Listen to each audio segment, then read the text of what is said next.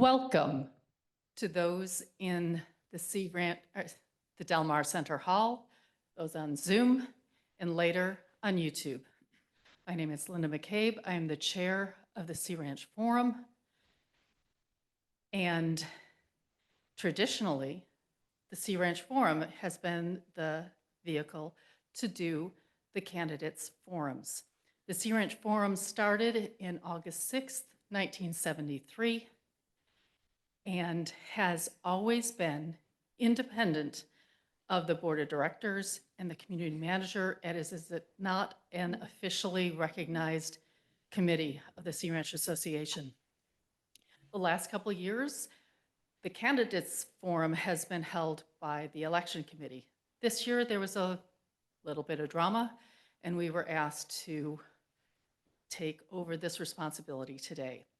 And I cannot be the moderator for this as it's a conflict of interest. And so I asked Paula Smith to do this. Paula, if you don't know, is very passionate about elections. She was a moving force on the Horicon School ballot bond initiative, also on Measure H, has been involved in the libraries, and she frequently goes with voter registration forms everywhere she goes and asks people, are you registered to vote? So when I was thinking of who could do an election thing, I thought of her. I had 3 questions. 1, are you going to be here this weekend?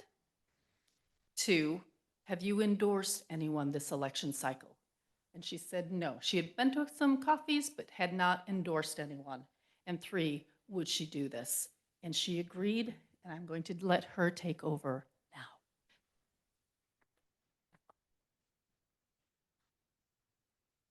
Thank you for coming.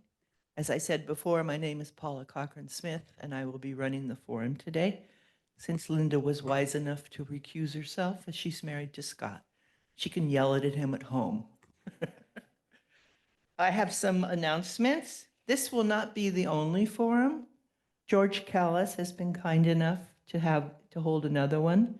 That will be Saturday, April 27th, from 3 to 5 here at Del Mar Hall. You can join the 2024 candidates for the TSRA board as they respond to your questions and engage in debate between live and Zoom audiences. It'll be here at Del Mar. He also has a Zoom address, which I assume we'll be sending out later. And the candidates debate that George does is like the forum here. It's independent and not affiliated with the Sea Ranch Association. Okay? Questions today will be written down and placed in the hat. We're only getting 1 question a person since we have a lot of people here. We'll be writing them down from the Zoom people too. And Gina Hubbell is going to be on Zoom joining us. Hi, welcome. And first and foremost, I want to thank all the candidates that are running. Some of you have no idea what a thankless job you're going to get. And I appreciate your volunteering and running. My first question, and I want to tell you, this is not a gotcha question. This is a question that I have because it was so important. We had another Taking Part workshop this year in October.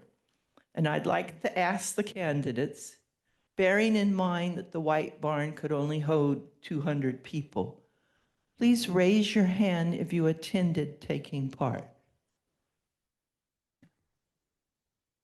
Gina and Marty did, Dibby did. And how many of you have read the Taking Part book or the PDF? Okay.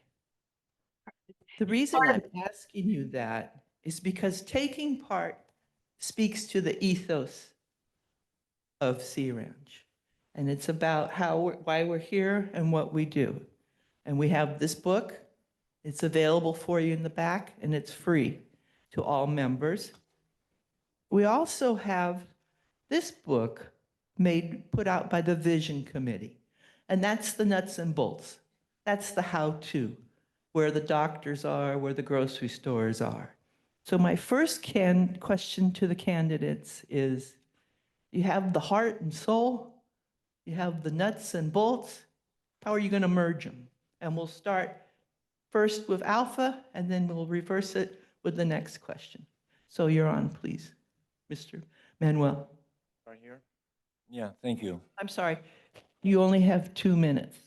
Yeah, I'll be, of course, mindful of that. Yeah. So, of course, I came to Sea Ranch and to live here because I heard about a utopian ecological community up in the, coast, and I was very attracted to the idea of such community, which is rather unique thing.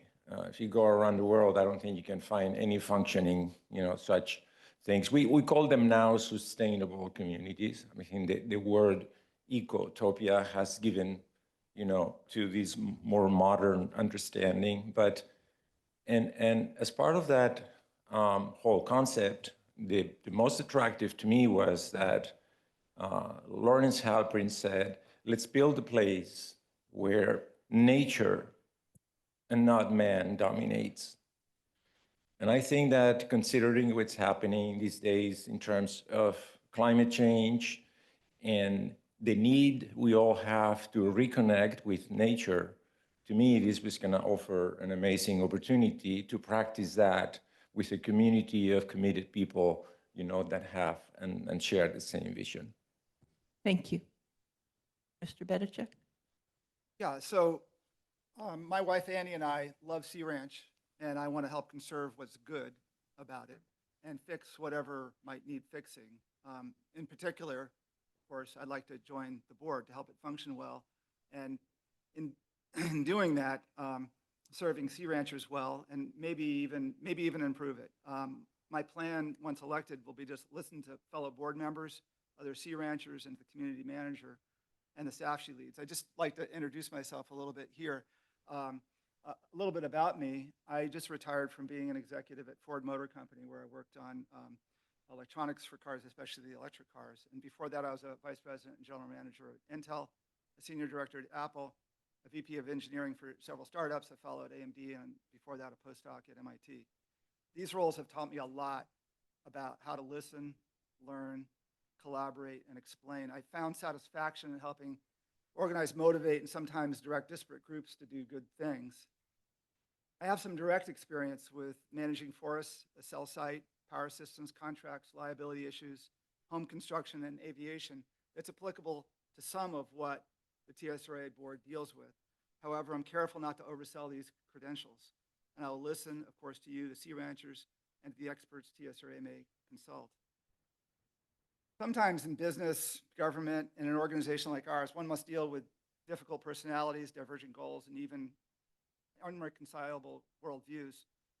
I think I have the patience and humility to listen, as well as the clarity and the strength to advocate for the right decision. By right decisions, I mean those that conserve the natural environment, live as lightly on the land as possible, improve safety, and improve infrastructure reliability. But this needs to be done in a way that keeps dues low, at least limit their increases to what's necessary to preserve our infrastructure for the long term. And I want to thank you for hosting this. Thanks for coming. Now, Gina Hubbell, it's your Hi. turn. Thank you. It's a great question, because I think the Sea Ranch is one of the places where the ideas around it sort of dictated, if you will, the nuts and bolts that you asked about. And for example, when Oceanic was looking at this, they were like, well, let's have really large homes and not properties. And Alboki said, no, we want to have clusters of homes and large common areas. And that idea is taken up in our rules and restrictions, because we are all on an egalitarian basis here. And as a result, we have to think of things at the membership level that apply to all of us equally. And the board and the policies that are set are to reflect that. I've been coming to the Sea Ranch since I was 12. I've owned a home and a lot here for over 30 years. And I have lived here full time for 4 years. And my long relationship with the Sea Ranch has given me a deep understanding and a deep appreciation for its enduring values. And by living here full time and being on committees like the chair of the planning committee now and on its ecology subcommittee and the finance committee for 3 years, I think I've learned a lot about how you take the underlying fundamental principles and make the rules and procedures that go with it and help the staff affect them. I really believe we must preserve what is unique about the Sea Ranch. And I, like Lawrence Halpern, want to preserve Sea Ranch as a retreat and not turn it into a resort. Thank you. Scott? First, I want to thank staff for the way that they've managed the election. I have my sincere gratitude, or they have my sincere gratitude for exhibiting patience to get us to this point. And I also want to thank the Sea Ranch Forum and the volunteers to step up to do this. And also I want to thank my cohort of candidates for volunteering to do this. It's an unpaid position. It requires a lot of time and it requires a deep well of patience. So getting to the question, first off, when my wife dragged me to Sea Ranch, the one thing that I really liked about the place and what really struck me was that the nature predominates, right? I mean, it was a place where, as my dad quoted, man hasn't screwed up yet. So the environment does the talking. But at the end of the day, we are a homeowners association. And so as directors, we have a responsibility to not only manage our environment, but we also have to manage the finances of the association, and we manage how we live here. And how we live here has a lot to do with the utilities and the infrastructure that provides us safe drinking water, good roads to drive on, a good internet. And that all boils down to staff executing on great operations and a board that develops good policy to guide the association. Thank you. David? I'm more focused on what's happening right now. There's been a sea change here, certainly since the, pardon the expression, plague days. And yeah, I love the vision. I came here and started renting in, well, actually we used to ab dive in the 80s, but then I started renting in 88 and I bought in 97. And then in 2009, we rebuilt. And what I've seen is that we have lots of vision statements, lots of things that I love to read, which I did read the vision. But the implementation is what's the key issue to me. And what's going on now is there are different people coming to Sea Ranch and there are different ideas and we're building all over the place. And I'm wondering how effective we are in protecting anything right now. We lost trees the last 2 seasons because we weren't trimming whatever. And we went out and what looks like a lot of places, for want of a better word, clear cut. And I know we say we protect the environment and I know we say we're here because we love the values and nature and all that other stuff. But more and more what I'm seeing is that we're not following through in practicality. My administrative experience is from teaching 8th grade for 20 years. Thanks. Thank you. Mr. Shapiro? Hello, I'm Carl Shapiro. I usually introduce myself as a Berkeley economist, which I am, but I think today I would also emphasize I'm a pragmatic environmentalist. First sentence in my candidate statement says, why am I running? To help preserve Sea Ranch as a place and as a state of mind in a changing environment. And I chose those words very carefully. Help, none of us can do it alone. It's all about community here. It's one of the appealing things about Sea Ranch. Preserve, that's the key, the verb, the operative. I think we have a fantastic place. We need to preserve it, not in amber, but protect and preserve. As a place, obviously the physical place is central to what we're all about here. As a state of mind, it was a way of saying community, retreat, just what it feels like, the heart and soul, as you referred to it. And a changing environment, very important. I think, to me, it's always changing, okay? And that environment just doesn't mean physical environment, it's the social environment, it's the demographic change that we're seeing.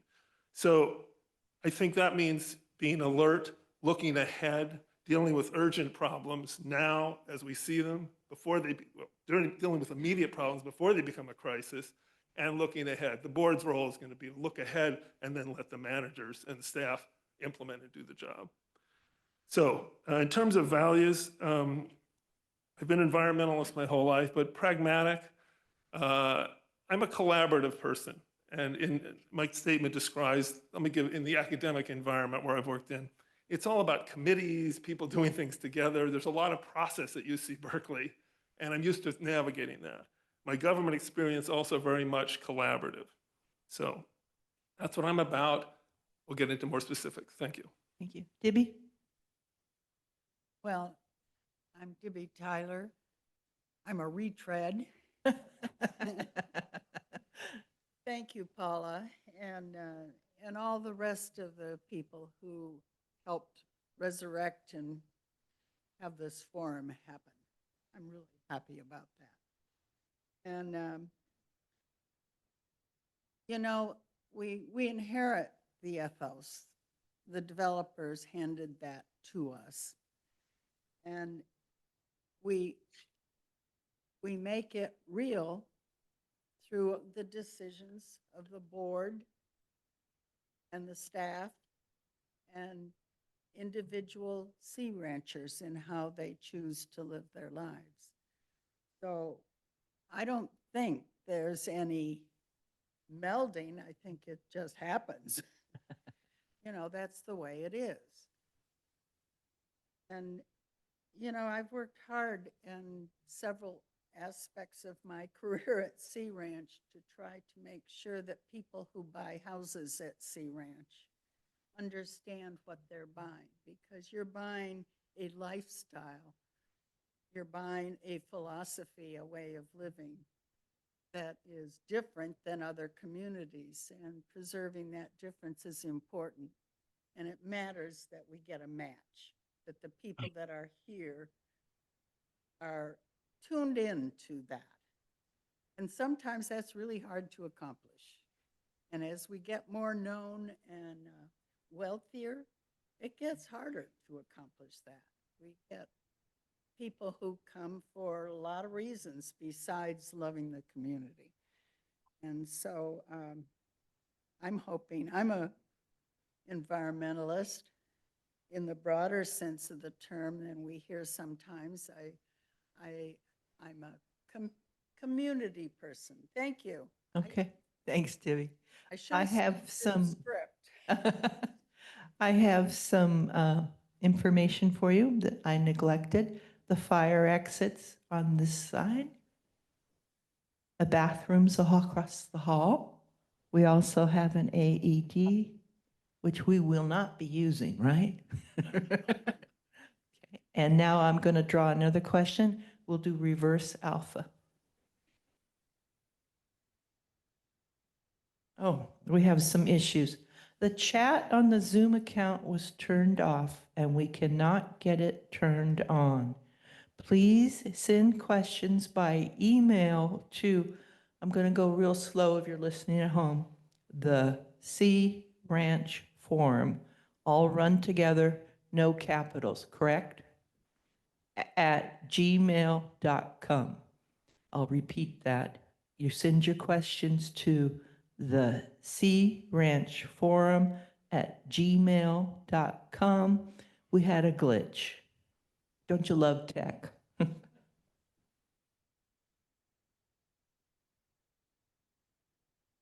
Here's the first question from the floor from David Skibbins. The local geologist, Tom Cochran, has determined that the administrative building is on unstable ground. What is your plan for keeping our staff safe? And we're going to go reverse alpha, and we'll start with you, Dibby.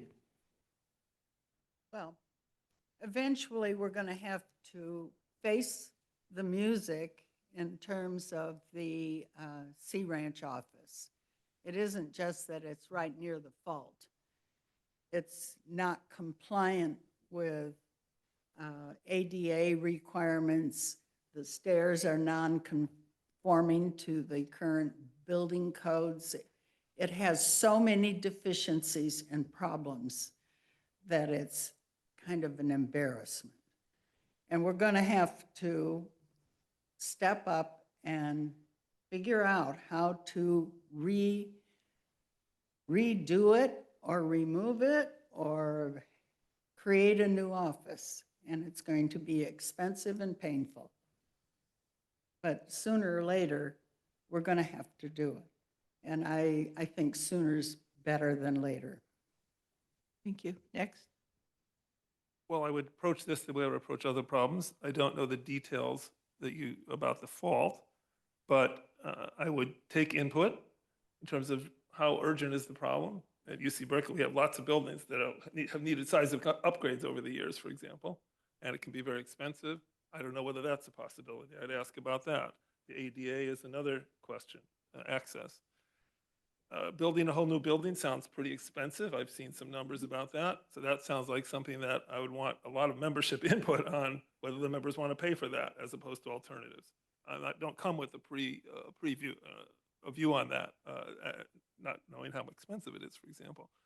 But I guess what I would emphasize is my style and approach, which is to listen, take the input, certainly from staff, and for a major thing like this from members, have a certain degree of process, but then reach closure.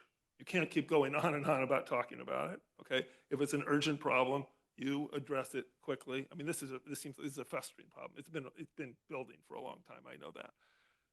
And I would do the same sort of thing for other areas where we have threats. You know, this is a threat. This isn't an opportunity. This is a challenge that has to be met. Same thing with fire or storms. Resilience, I think, is a great word, and I know it came up a lot at Taking Part, for example. Resilience was central there. That's, I think, what we need to be thinking about. And here, this would be resilience from an earthquake or from us, and also retaining staff. You know, this is an important issue here. If the facilities are an embarrassment, as you say, that's got to hurt with recruiting and retaining staff. And that's, I think, something the board should work with the community manager to give a lot of attention to, because we need them just as we need volunteers to make the place work.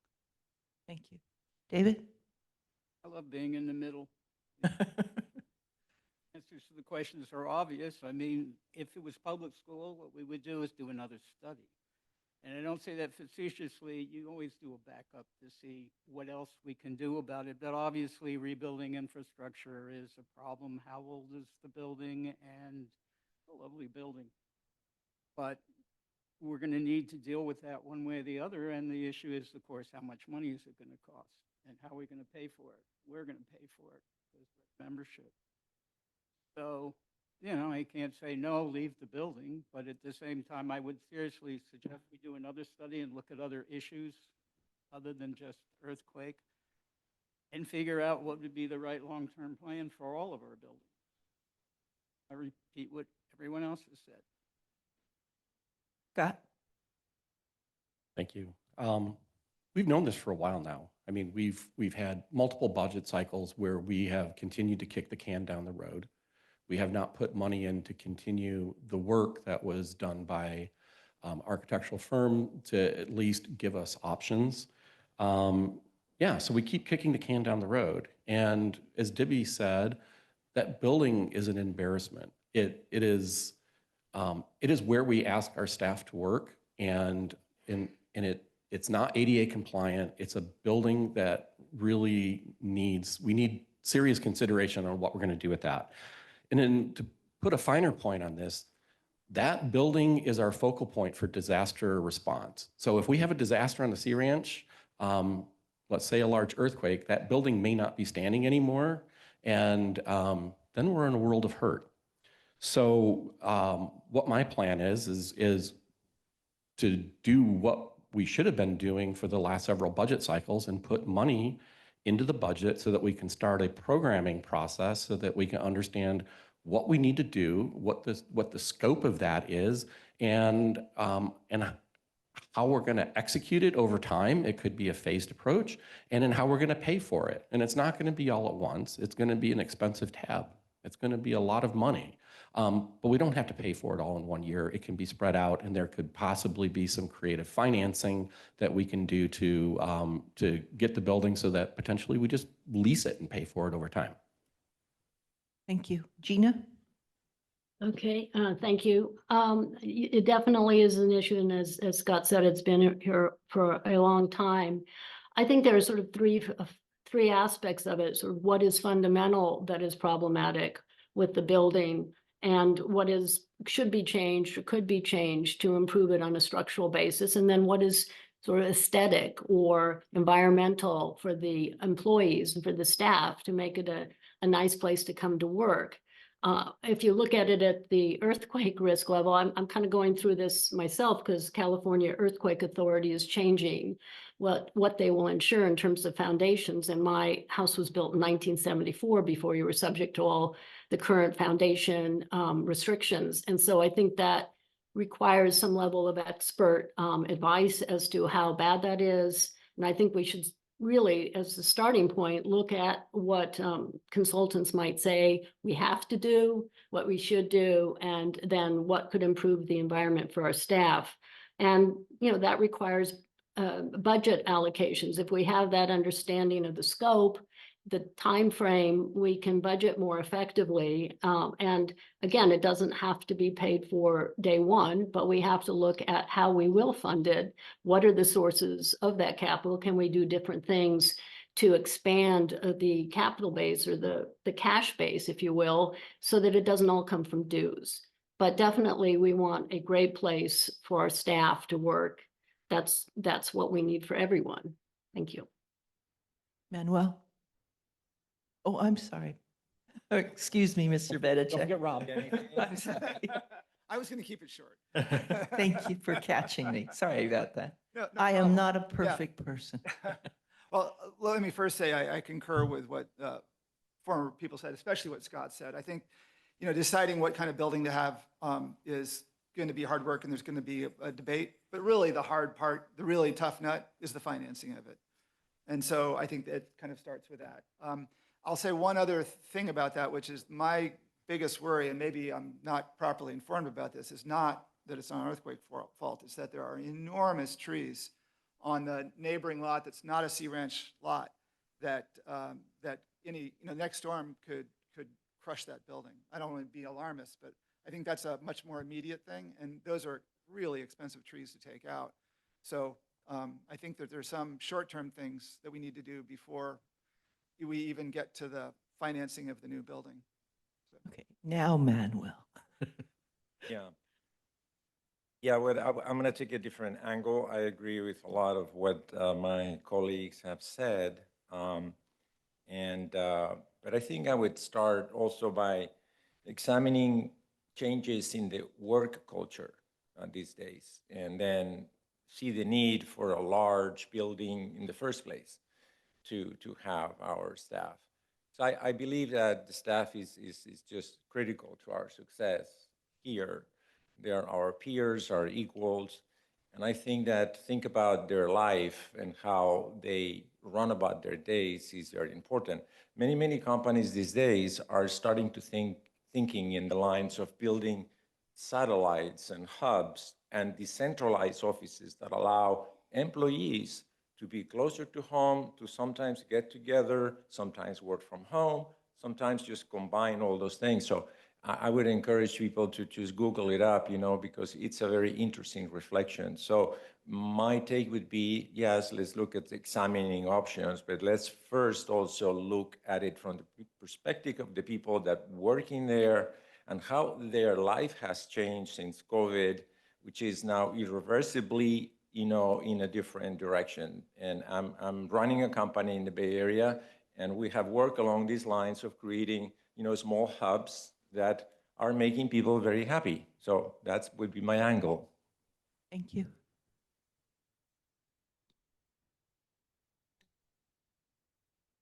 I'll do them next.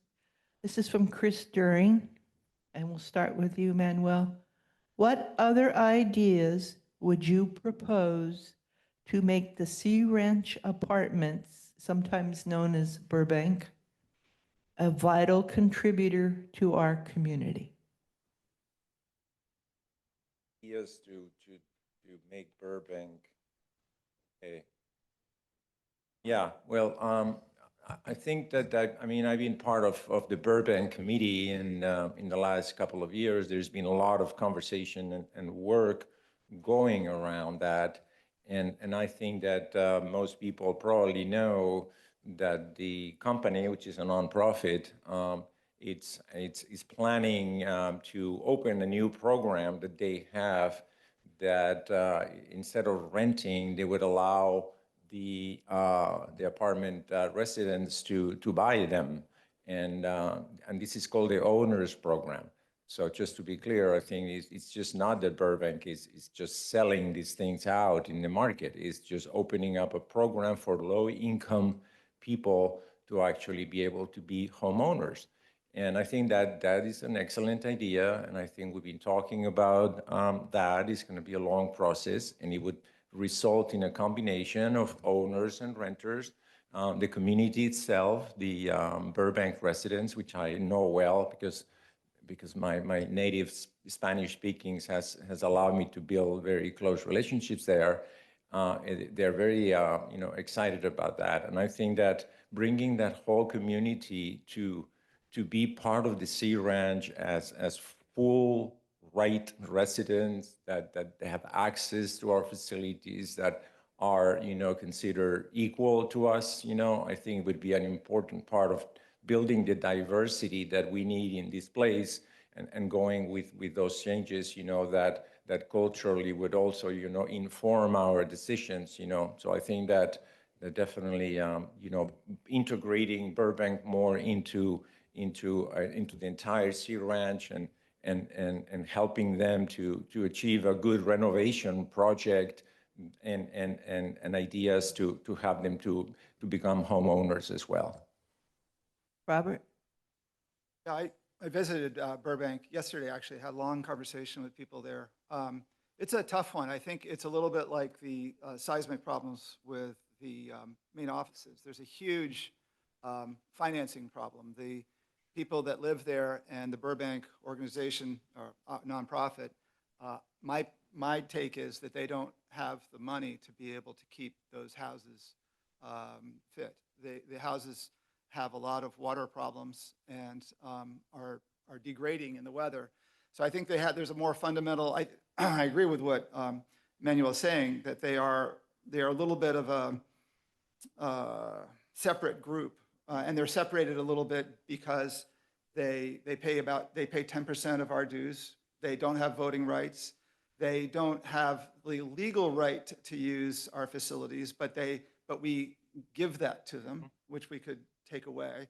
And one of the beefs that I heard yesterday was that they have hang tags, not tags, not the permanent tags in their cars, and that sets their kids apart from other kids. They feel like second-class citizens sometimes, or there are things that help make them feel that way. But I think it comes down to the fundamentals of, before all of that is having a house that's not really, filled with mold and really dark inside. And I don't know that that's something that Sea Ranch, it's really expensive. And I don't know if Sea Ranch is going to become a housing authority. So that's a really tough one. Thank you. Gina?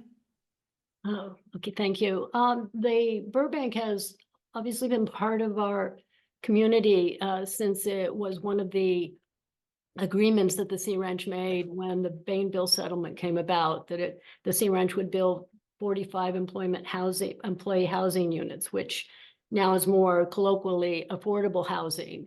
And I think that in a certain sense that gives the Sea Ranch a leg up. It actually has affordable housing, even though it's now more a political buzzword. But having worked on it in a number of projects, it doesn't happen very often in the most affluent areas because of not only the cost, but there's a lot of opposition.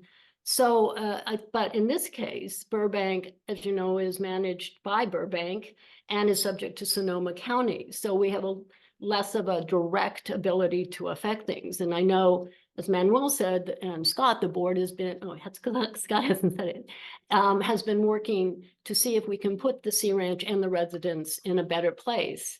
You know, the Burbank apartments include people who are currently Sea Ranch residents. There's service workers in Gualala, there are workers in our homes, and there are friends. In many cases, their children attend Oregon school. You know, when looking at them, I mean, interestingly, they were Turnbull designed homes, you know, Turnbull, one of the most famous architects, and they could be lovely if renovated, small but lovely. You know, when they've looked at the renovation in the past, you know, the cost, you know, assuming, you know, the construction per square foot cost is sort of in the 10 to 12 million range. So it's a big nut. However, given that it's technically affordable housing, there are a number of financing sources that there aren't really available to us, say with our office building per se. And I think that even though we're not in control, we may be able to think more productively about how we do this. And I do think rent to own is a very good program. We've done that in a number of cases, and Sorry, we Gina, own your something. time's up. Okay, thank you. Scott?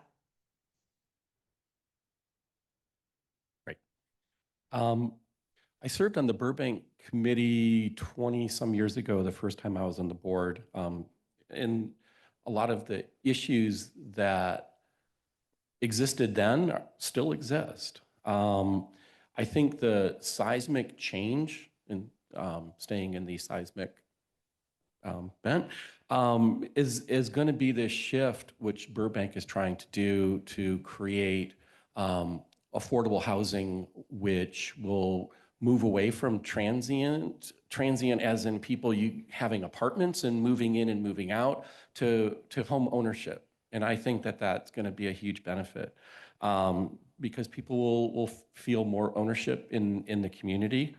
And in the process, Burbank, in what they're proposing to do in the sale of this and moving through this is they're going to rehab those units. And so hopefully, you know, what are units that have been degrading over time will get fixed up. And then from the sale of that, Burbank's going to be able to put the money into the other units that don't sell and stay as apartments to get those cleaned up as well.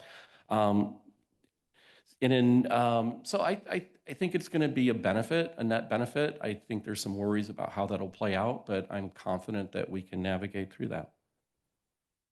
David? Yeah, again, I love being in the middle. Didn't we fix this 10 years ago, whatever it was? Didn't we fix this because no one was paying dues from Burbank? And I remember sitting in the meeting here, I'm just listening, and I remember the attorney coming up and going on about Alexander and the Gordian knot, which I remember more than anything else. And basically what we did is disenfranchise them. Okay, we can't collect the dues, we can't police it, we don't have the power to do it, so we'll just stop giving them whatever benefits we thought they had. The housing was built for the help. I can't put it any other way. And now what we're saying is, yeah, let's take that away too, and we don't want really we want to sell it off, or we want, the company wants to sell it off, and we don't really have much to say for the 10 years that we bought by doing this compromise.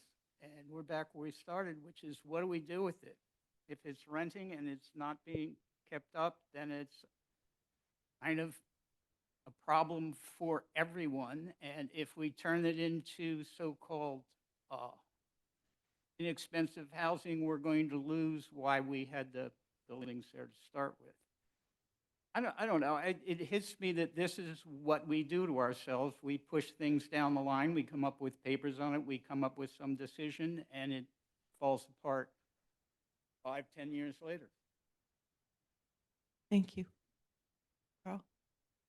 My views, I think, are pretty close to Rob's, but rather different from some of the other voices you've heard from.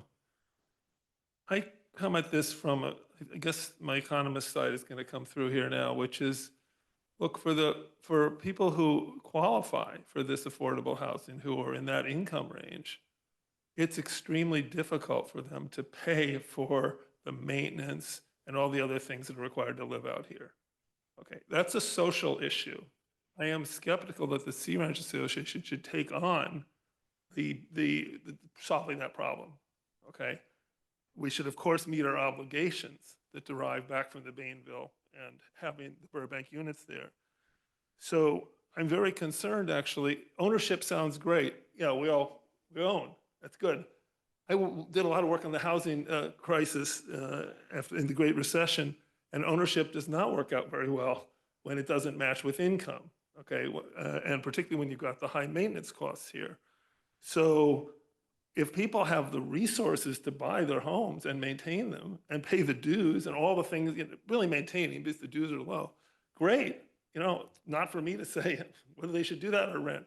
But I am concerned that we'll be in a situation where people will be stretched if they buy these properties, not be able to maintain them. That's a lot of money per unit just to get them up to a decent, well, I shouldn't say decent standard, to where they'd like to be with, I say, proper maintenance.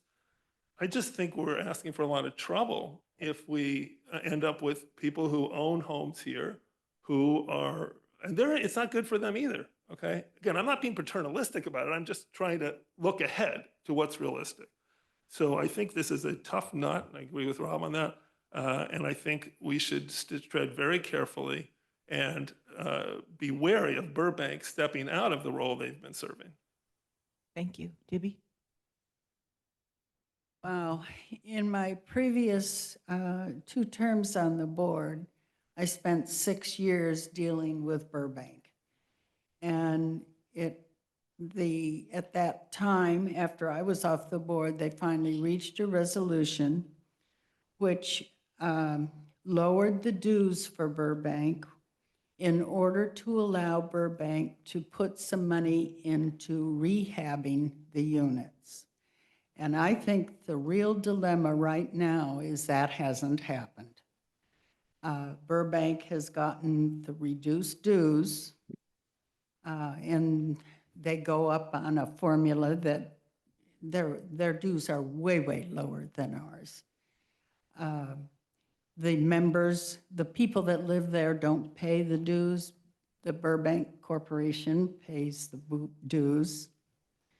And they're responsible for the maintenance of those units. And I think this association has to work really hard with Burbank to get them to meet their part of the agreement that was so hardly reached. Thank you, Dibby. I'll take the next question from Zoom, Linda. Thank you.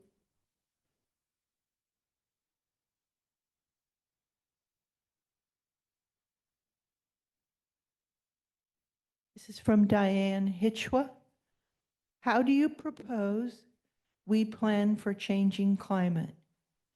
Should we be educating members about individual choices, changing design values, understanding what we should plan for? If so, how? I'll start with you, Dibby.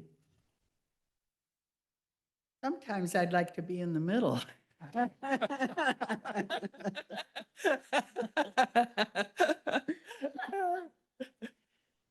Well, that's a good question. I have,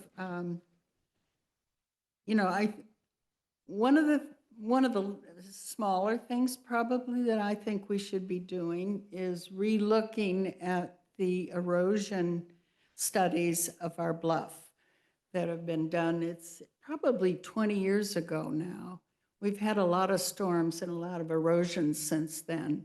And I'd love to see us get a good engineering geologist to come here and reassess where we are.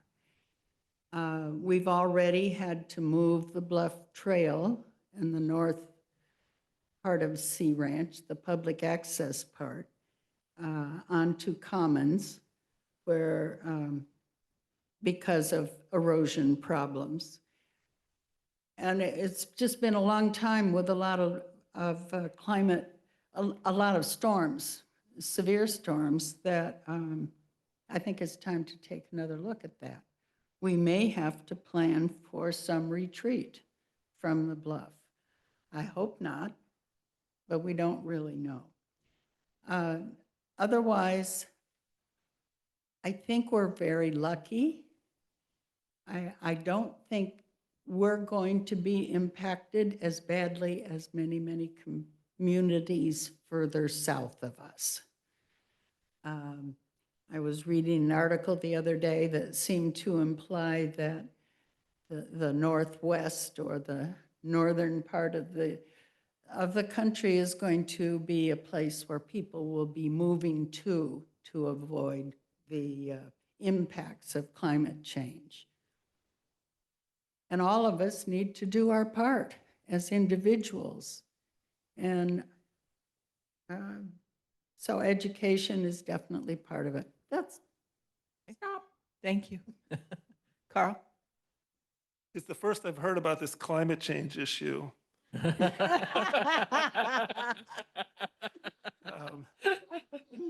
Not if you live in Berkeley. I've actually, a lot of my work, contributions, I guess, have been with the League of Conservation Voters and the Natural Resource Defense Council, who climate change at a national political level, is central to what they're doing. So this is something I've been at it a good long 20 years at least, which maybe is a late comer from people who saw it coming 50 years ago. In terms of Sea Ranch, I think first, education is fine. I mean, I think people know about climate change. If we're going to engage in education, it should be helping members know what it means specifically here, with specific suggestions for what it means for their homes, the areas they live around, and what they need to do for the community.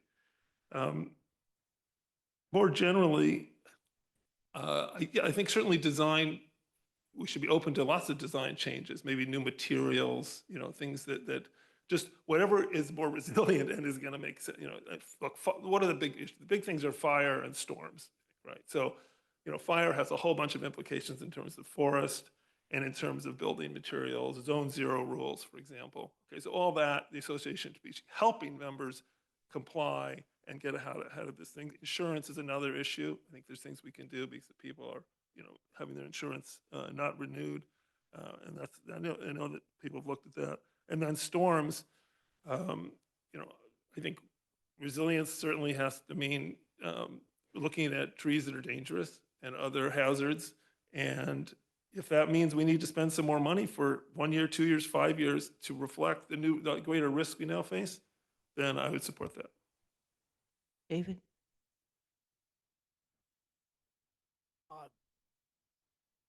Yeah, I think the key issue is the insurance problem right now. I'm looking, I realize that, environment, climate change, we've all been doing that, but I think the real gut issue right now is what the insurance companies are doing in California towards us and how they are setting us up for losing insurability. I think we can do something about that. The rest of it is an ongoing issue that we all agree with.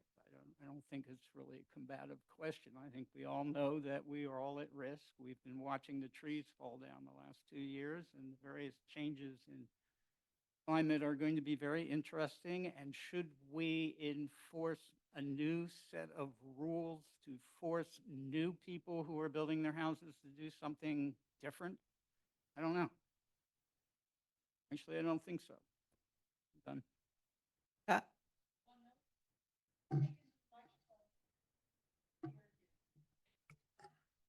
Thank you. Okay.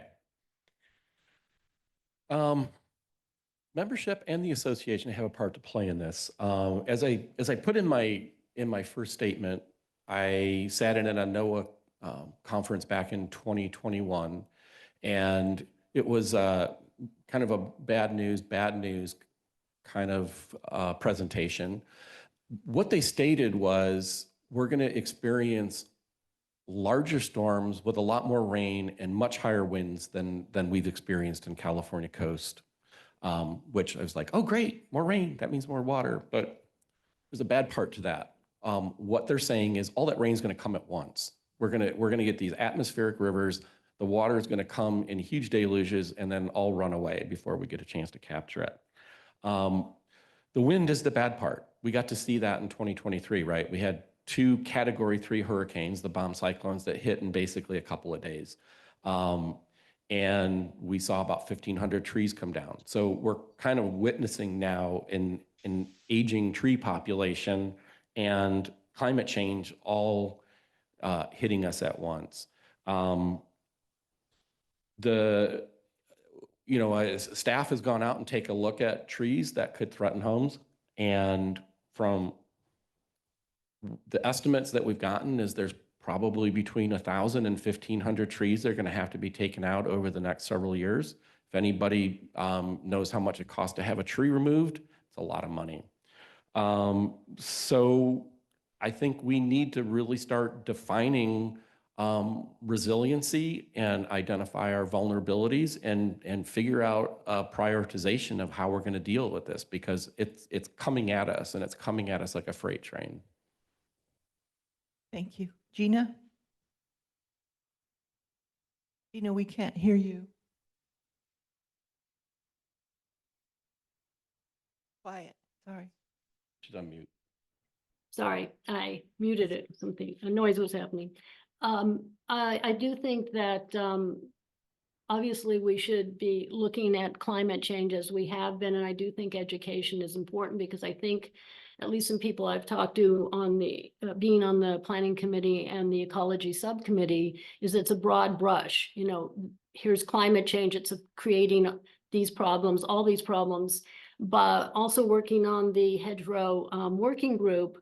What we see is what is really happening that is localized and specific to a particular problem. So, for example, there's a lot of disease that is going on in our trees, and it's not easily fixed. That's not really climate change, but that is something that is really creating differences in our topography, the aesthetics, and so forth.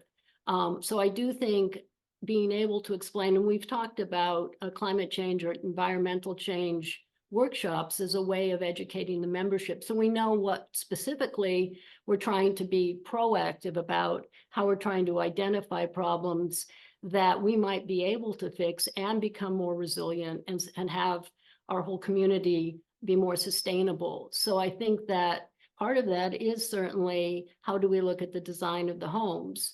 Obviously, the Sea Ranch is pretty much fully built out, but there are changes that occur, like I'm looking at re-siding. What do I re-side with? And what kind of material do I use? So it's applicable to pretty much everyone as to what kinds of ways you can do things at your home that also make it more resilient and less of an impact on the environment.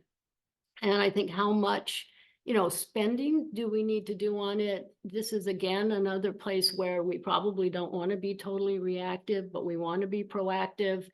Perhaps if we had followed through on some of the planning we had put in place for thinning trees, looking at trees that weren't aged and needed to come down and wasn't done because of funding and other Gina, priorities. sorry.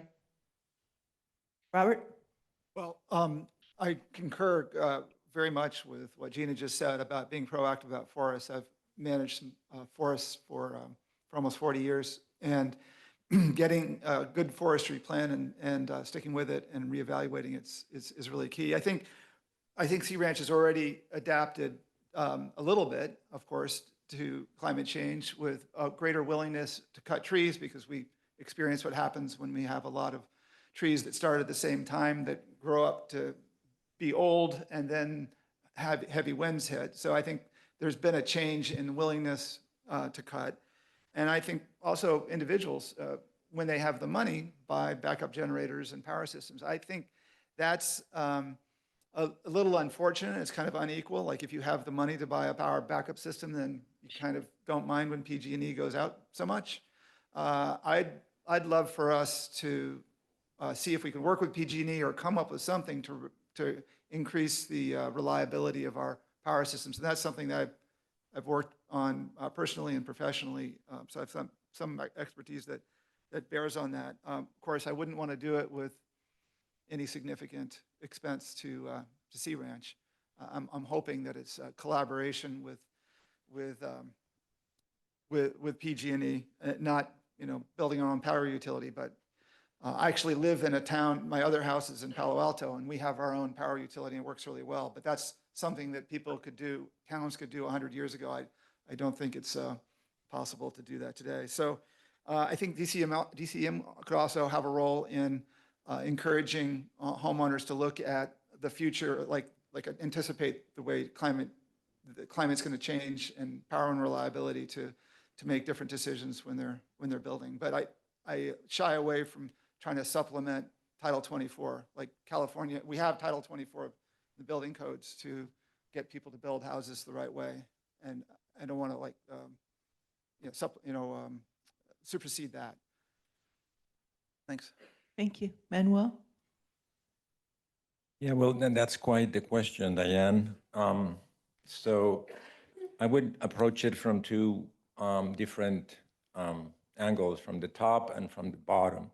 From the top, my day job is working, with some agencies that are building nationwide coastal resiliency plans. That's NOAA and NIFWIF, the National Fish and Wildlife Foundation, are investing hundreds of millions of dollars in developing such plans for all parts of this country. So from the top, what I mean is for us to become aware and join existing efforts and frameworks. So we don't need to reinvent the wheel here. The good news here is that we are in the company of a lot of good minds that are thinking about that. So I think that not being an island, but promoting these collaborations with agencies that are very eager, to help communities build such plans. The second is that I think that resilience is, depending what you think about resilience is. Resilience is either resisting a blow or being flexible and adapting to a blow.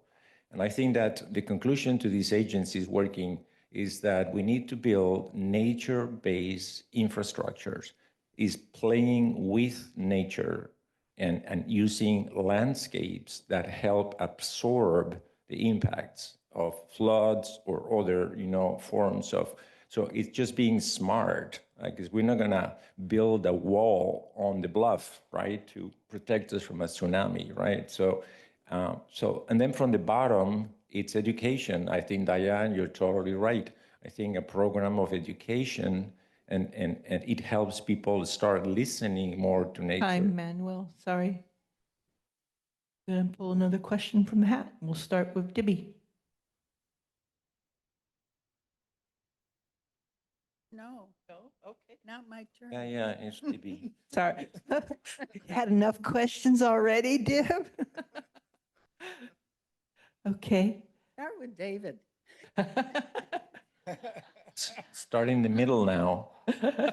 They're protected. You can go inside out. It's okay. Yeah. Okay, we'll start with Manuel. I'm not sure who wrote this. This from Zoom, I'm assuming. Are you aware that in 2020, the board adopted a goal of getting to zero carbon by 2030? And then what would your priorities be to achieve that goal? Raise your hand if you know that they adopted that goal. Not everybody did. Okay, so starting with you, Manuel, what would your priorities be to achieve that goal? Yeah, well, I think that these days, I think in terms of carbon neutrality, sequestration and capture are the approaches that are being used to try to mitigate the effects of carbon. And I think that I was part of this initiative to create an effort to use our natural forest as a way to contribute to carbon sequestration. And I think many of you will remember that initiative. We work with a company, Forest Carbon Works, to actually generate revenue from our standing forest.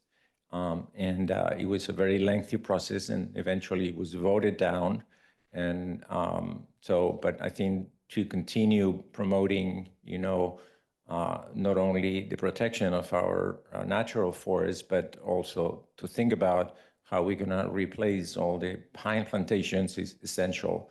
On the other hand, I think the education of members on how to, reduce emissions themselves and just make daily changes that can contribute to reduce, the emissions. And then the association, moving into installing maybe roofed solar systems, that are microgrids and things like that. Thank you. Robert? Yeah, so I spent the last couple of years working on low carbon transportation, electric cars, and personally I put up a number of solar systems. So I'm done a lot of those, calculations of how much carbon we're putting in for this activity and that activity.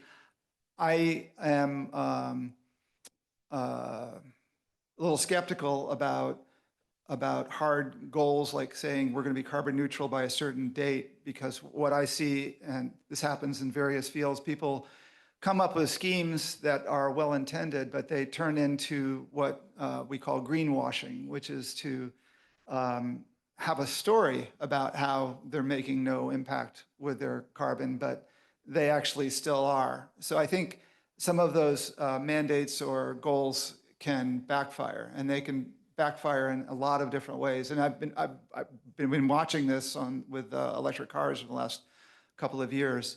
I think, of course, I'm passionate about reducing carbon footprints, right? I mean, I've done a lot personally and professionally to try to do that. I think the amount that Sea Ranch can do as a board or Sea Ranch can do as an organization comes down to what Manuel is talking about individual choices. And I think people here make those individual choices every day. And there's sort of a collective value that we want to reduce those. But not everybody can afford to put up a lot of solar panels. So a lot of people can't afford to go out and buy a $50,000 electric car. So you have to be a little, it can turn into a little bit of a, well, I don't want to say equity issue or elitist issue, but let's just say there's issues. So thank you. Gina? Hi, I think there are a few things. One, looking at it at the association level, if you will, and then looking at it at the individual level. At the association level, I do think we have an asset, the forest, that is available to us to help us on the sequestration that Manuel was talking about. And there was a big drive for that, and it didn't go through for a multitude of reasons, but it is still an asset, and an asset that applies to this particular endeavor and goal. And I think that it is important to continuously look at that and make sure that what we're doing is using that asset most helpfully for us as an organization, as a community. I think we also have been looking at, well, what do we do in situations where we've lost trees? And the hedgerow is another good example of this. Is okay, what we have a iconic asset of the Sea Ranch. Do we just replace it, or do we really think about the trees and how they can add to this particular point in what we do there in the rehabilitation? And with respect to individuals, of course, people can find ways to be more effective, to be more efficient. When we approach solar, for example, we approached it at the association level, but there are ways to approach it at the individual level with a program for solar on homes that becomes more efficient, less costly, and so forth. So I think there are different ways of looking at it that are important as the thing itself. Thank you. Thank you. Scott? Yeah, I believe what the board laid out was, I would view it as aspirational. When I was the chair of the UC, as I was coming off to come onto the board, one of the things that we did was we created the Energy Subcommittee, which is a policy committee that serves under the UC. And under David Leland's leadership, they set out to do a carbon inventory. So, they started looking at, well, where do we consume things that generate CO2? And, you know, one of the low-hanging fruits was the propane usage for heating our swimming pools. So, you know, we've had a number of times that this has come in front of the board, and I've gotten to the position as like, well, we've already laid out the policy of trying to achieve zero carbon, or whether you call it zero carbon or carbon neutrality, great. I frankly don't care well, I would like to see staff move forward on reducing our propane, but whether the board has to make a decision on that is frankly, we've already said, do the things that are necessary to get us towards that goal. And yes, our forests and grasslands are huge carbon sinks. So it would be interesting in that carbon inventory as we go through that, is to understand, you know, with what we sequester in our forest and our grasslands, how does that equate out to what we're generating for carbon? And frankly, we don't need to do anything to our forest and grasslands other than just keep them healthy. Thank you. David? Is this better? Thank you. I'm enjoying my adult ADHD. I was staring up. Is that a pine tree? I can't see that far. I hate hearing my echo back. And recognizing that we're talking about tree management and that tree's in distress, but whatever. The other question I have is, we're going to cut down 1,500 trees in the next couple of years to save us from the trees. How are we also going to get whatever zero carbon goals we have by taking out our carbon sinks? So I recognize we can't have everything, but a lot of the policies we talk about are counterintuitive. And I also want to say that, no, I was never the president of anything or the CEO of anything. I was a dean once, and I was head of our spirit committee. But I don't know. The one thing I thought about is, if you talk about administrative capabilities, I ran an 8th grade classroom for 20 years, and most of them got out alive, so I figure that's great. I don't know. Seeking carbon zero is obviously a noble goal, but is that what we really are focused on in taking care of Sea Ranch? I don't know. Thank you. Carl? Well, I love this question because, as I said, I'm a pragmatic environmentalist and an economist. So it puts the three pieces together. So let me just share my thinking. First, in terms of our forests, the forests that we are stewards for, not ours like we own them in a moral sense, and the grasslands, I don't really, look, I hope we're all or almost all agreed we should keep them healthy, let them grow, and that is our responsibility here. I don't feel that we should, because our forests are great or they're growing, that means, oh good, I get to burn more propane. This is great because I have a running room. I don't think about it that way. Okay, I don't think it gives us some, oh great, we have all the forests. Instead, I think, what can we do to reduce our fossil fuel usage? Okay, so to me, it's not zero versus something in the forest that we shouldn't really get credit for anyhow, right? It's what can we do to reduce? And you know, the pools and the propane is one. Obviously, electrification generally, replacing use of propane and natural gas, whether it's transportation, heating, water heating, space heating, and I would say also trying to buy clean electricity. Right, and shift our time use of when we can of the use of electricity to when it's going to be produced, well, first off, cheaper probably, but also when it's going to be produced with renewable sources. So that's where I come out of this. I just don't like the idea of saying the forests are, and this whole thing about the credits, as an economist, I think about what's called additionality. Right? If we're just going to let the forest grow as we should, I don't really think we should sell those rights or look, I'm not against monetizing necessarily, but it shouldn't give us license to pollute, essentially, which is what carbon is. Okay, so that's where I come about it. I think, from what I'm hearing, I'm wondering, why haven't we made more progress with reducing use of fossil fuels to heat the pools? It sounds like, let's get on with it. It's not about zero. It's about following through. Thank you. Dibby? I think it would be really wonderful if the association simply completed projects that it's been talking about for probably 5 years. Let's do the solar arrays. They've been, that they're not huge. They're not going to break the bank. And they have been talked about and talked about for several board years now. Let's do them. Let's put the heat pumps at the Del Mar pool. Let's cut back on the propane use. That's a really critical thing you can do.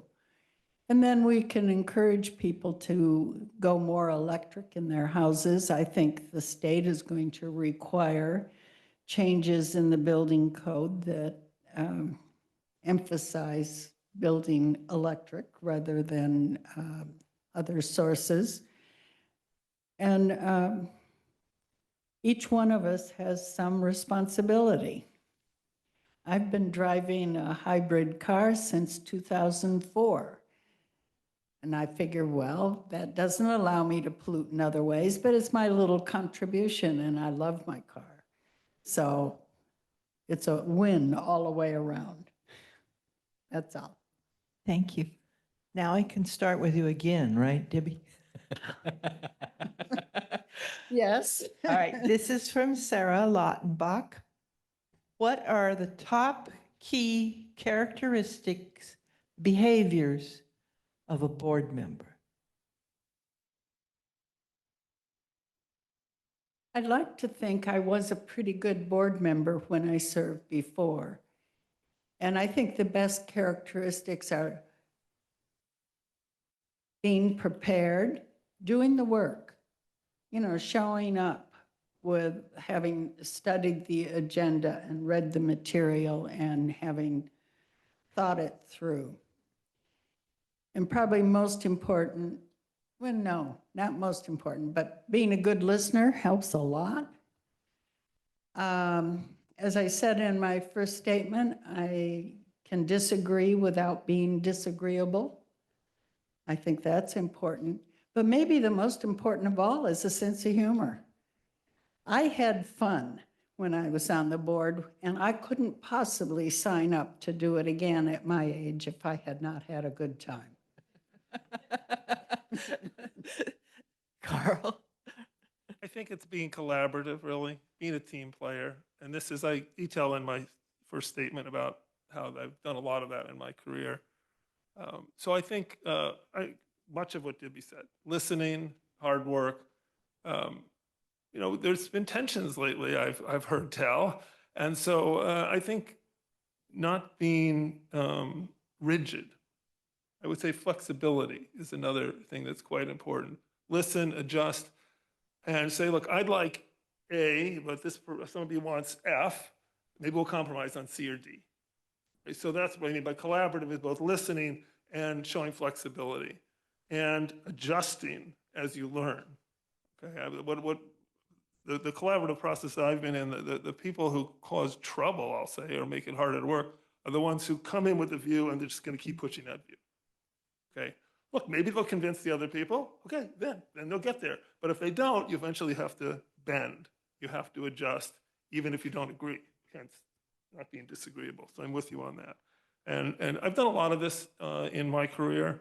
As I said, for example, on this committee at Berkeley where we handled all of the academic personnel for the whole campus. It's called the Budget and Interdepartmental Relations. All the tenure cases, a lot of tension, okay? 9 people, 3-year terms, three new people each year. So that sort of you listen, you adjust, you grow, you try to coalesce as a group. I've done this also, editorial boards, I work in government, in the White House, all sorts of conflicting interests. So I think listening and being collaborative and being a team player.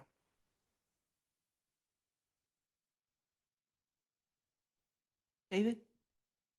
Thank you. Oh, really. At risk of sounding a little contrary, I'm not necessarily a team player, particularly when the team is headed in the wrong direction. Yeah, obviously, I mean, what can you say to a question like that? You listen, and you keep quiet until you have an idea of what's going on, and you figure out what may work in the group and what may not.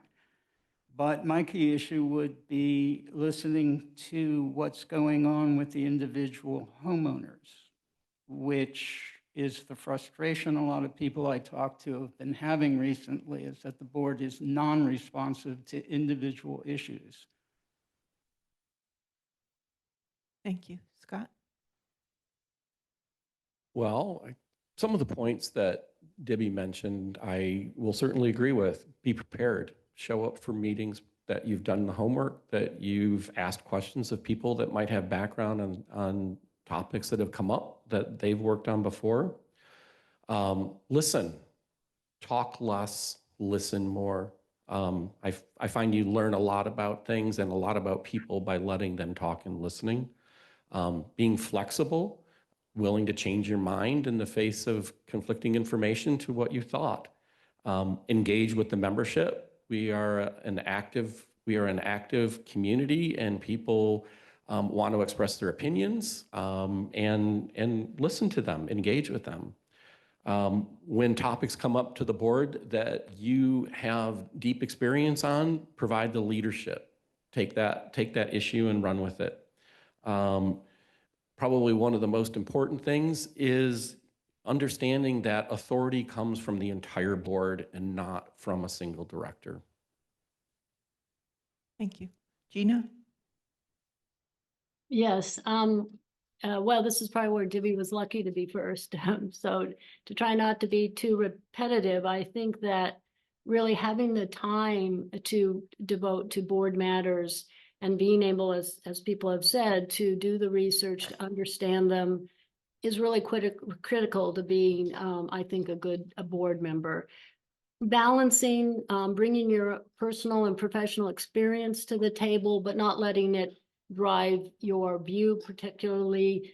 That comes from being informed, listening, making sure that when you are listening to other people, for example, the membership, that you're getting the broadest input as to what the thinking is, what the issues are for people. I think bringing those in and being able to synthesize them so that they can be developed more easily in an organized way, I think that's very important. Certainly, being collaborative and being able to, again, seek a balance, rational thinking. I've served on a number of boards where there's either a lot of contention or a real same set of goals. So being with the board that has maybe not same issues, you want a board that people are thinking about things different ways, but they have a basic understanding of how they want to interact, how they want to be among each other, and how they want to present that to the staff and to the membership. Thank you. Robert? A lot of good thoughts there that I concur with. I'll make one observation about how to collaborate. I think everybody agrees that collaboration is good, but one of them is that people can either be listening or they can be defending. But it's hard to listen to somebody when you're defending. And so as being on the other side of the table, it's really important, being on the other side of the table from somebody else, it's really important to be able to detect when the other person has gone from listening to defending, and toning down the message, delaying the message, being quiet, or taking another tact so the other person can calm down, and move into more of a listening mode. And that goes a little bit to what Scott was saying, where he said, it's really important when you're not talking to let other people get their thoughts out. That's part of how people calm down, so then they can take in your ideas. Some ancestor of mine, I remember, said, it's really important when you go into a discussion to always keep in mind the possibility you might not be right. And even if you're almost always right, if you have that in your mind, that this time you might not be right, you'll come at it with a lot more heart, with more love, and less, you won't sound as threatening. So Thank you. Manuel? Yeah. That, to me, sorry, understanding the fiduciary responsibility concept, which is that we are here for the whole and not for the parts, and therefore leaving aside, personal agendas and favorite projects, and just think about the whole, and know really well and study our Constitution, the Covenant of Rights and Restrictions. I think sometimes that's our compass, and sometimes, we don't spend time studying that document, which I think is essential. The other thing is that understanding governance structure here, in understanding the role of the board as a policy body and not micromanaging staff, and not wanting to step in and be in the middle of all operational issues. Just do the work at that level, and then let the staff do their part, let the committees do their part. But being a policy body, not at everywhere body. And then finally, yes, collaborate when disagree, but especially have patience. All tribal processes, that I've studied in my life as an anthropologist, take time, and you gotta let the time, kind of absorb input from different places. It's not ideal. It takes a lot of time, and it's very frustrating, but patience is essential. Thank you, Manuel. This question is from R. Bowles, and I want to be sure I understand their question. Home hosting, are they responsible for the decline of residential homeowners? You're talking about Airbnb, stuff like that? Bowles, Mr. R. Bowles or Lady R. Bowles, are you here? I'm assuming that's what they're talking about. Okay, Manuel, we'll start with you. Do you mind repeating the question? I don't Home understand. hosting, and I'm thinking they're meaning Airbnbs. Rentals. Are they responsible for the decline of residential homeowners? The people that are renting, the way I interpret it, the people that are renting their homes and don't live here all the time, are they responsible for the decline of residential homeowners? The decline of residential homeowners. Is our Bowles here? Stand up and say that, please.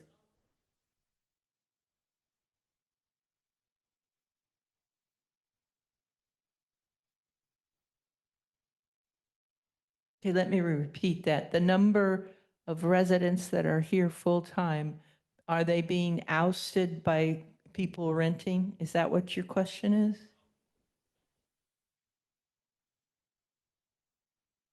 Uh-huh.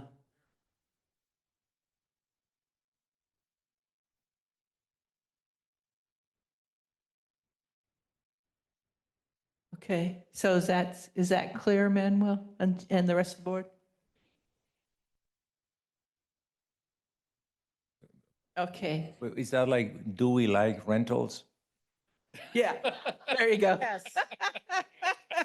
Yeah, go, Good. yeah.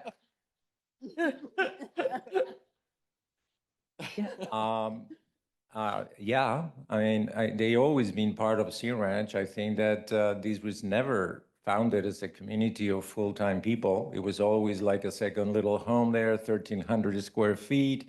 Come and go as much as you can, and then, enjoy it. And then some of us with more means, have been able to make it a permanent situation.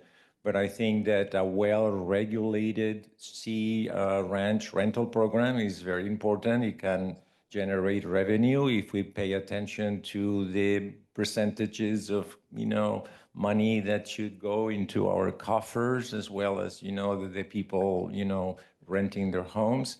And I think it brings diversity, and it brings people here. And I think that it's in general a positive thing, as long as we make it fair, right? Like I'm in favor of really examining the voluntary contribution, since these residents that are coming for a short time, they're also using facilities. So we need to make sure we incorporate those costs and not just, falls in the association. But yeah, I mean, it's, I think, yeah, and I understand the pressures, some areas with more density of rentals put on residents that are full-time here. So I understand that then if you're living in that cluster, you don't like rentals, right? Because all the inconveniences. But then I think a program that regulates that can be a possible solution to that. Fine. Thank you, Manuel. Robert? Yeah, so my impression, first of all, to answer the question, literally, is the population of full-time people declining because of the problems from short-term rentals. I don't have any data that supports that, and this is the first I heard that might be. I concur with, I think, everything that Manuel just said. I think that the short-term rentals are a really important part that helps a lot more people be able to enjoy Sea Ranch. It sort of democratizes Sea Ranch to an extent, allows people that don't have the means to own a house to enjoy it. A lot of us rented before we bought. Obviously, there's some problem houses, and the county is moving with lots of regulations, and I think a bit of speed to regulate that, not just for Sea Ranch, but for the whole coastal community. So yeah, I think there's been a problem. I think that the short-term rental folks accept more oversight. I think actually a lot of them welcome it because they see it as a way of sort of cleaning up a few problem cases and making there be less general problem hostility, let's say, towards what they're doing. I think one bit of one request I'd have for the short-term rental folks is to not say that Sea Ranch is not a residential community. For the people that live here full time, they very much feel, I think, that it's a residential community. And so it's a mix, right? It's part residential, it's part short term, and it's partly those of us who are fortunate enough to be able to own up here and not have to rent it out. Thanks. Thank you. Gina? Yes, well, I have an affinity for, renting. When we were coming up here as a child, my parents rented the houses, and so it worked out well that we could come here. So as Manuel said, there are obvious benefits. It brings in a diversity of people who couldn't afford to buy here, and it provides access to amenities that they wouldn't be able to participate in. And it gives a more robust community in that sense. But with anything, I think the proliferation of the national rental programs has required regulations and to help, so that it doesn't infringe on our community, but allows our community to have those positive benefits. And I think just a few days ago, Coastal Commission set a hearing date, I think about April 11th, where it's expected that they will issue or at least consider regulations that are more strict than the health and safety standards that we thought were going to occur. And so I think they're looking at it as well as how do you regulate it so that it isn't an infringement and that it does provide some level of positive benefits. And so I think that it's not that people dislike them, and I don't think it's reduced the number of people who live there. It may have reduced the number of people who can have a long-term rental, because that may not be as attractive as a short-term rental.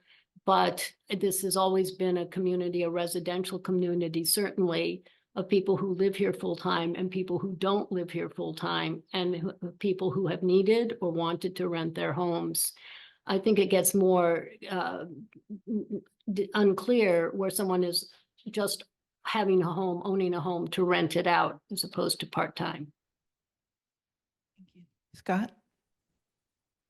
I'm trying to search for the problem in the question, and I can either interpret it two ways. One is there's a reduction in the housing stock available for people to live here full-time, or it's an increase in cost of housing for people to live here full-time. I would turn to our economist down the table. I think what we came out of in COVID is a distorted market. It impacted Sea Ranch in very weird ways. People wanted to escape cities and move to places like Sea Ranch where, you know, they had good utilities, and they could live and work remotely. And there were also people that had means that came and bought houses, right? So we had this pressure of both short-term rentals, and people buying up real estate. And I think it distorted our real estate market, and we're just going to see how that plays out over the next couple of years. You know, as I think it was Manuel that said, I mean, the Sea Ranch has been a place of second homes. I never imagined that I would live here full time. But as Frank Bell said, I'm one of those fortunate people. I'm fortunate enough to live at Sea Ranch, and I'm fortunate to be able to live here full time now and work from home. Anecdotally, I've talked with a few people that have had short-term rentals, and what I've gotten is the short-term rental market is, it's I wouldn't say like evaporating to nothing, but there's certainly a reduction in the number of short-term rentals and the number of times that houses are rented. And I can see it with the rental house next to me. Coming out of the pandemic, it was rented every single day. There was always somebody there. Fine, I don't care. But now it sits vacant, probably more than 50% of the time. So I think we're going to see an exit out of this. And I'm a software engineer. I'm not an economist, so I have no idea how this is going to play out long term. David? Yeah, thanks. Ditto that, I guess. I just remember that when I first came up and was renting the Lakin house, which I guess now it's still the Lakin house till I go, and then it'll be the Rubinoff house. There were two classes of human beings at Sea Ranch, according to my friends, which is one were the owners and one were the renters, and ne'er the two shall mix.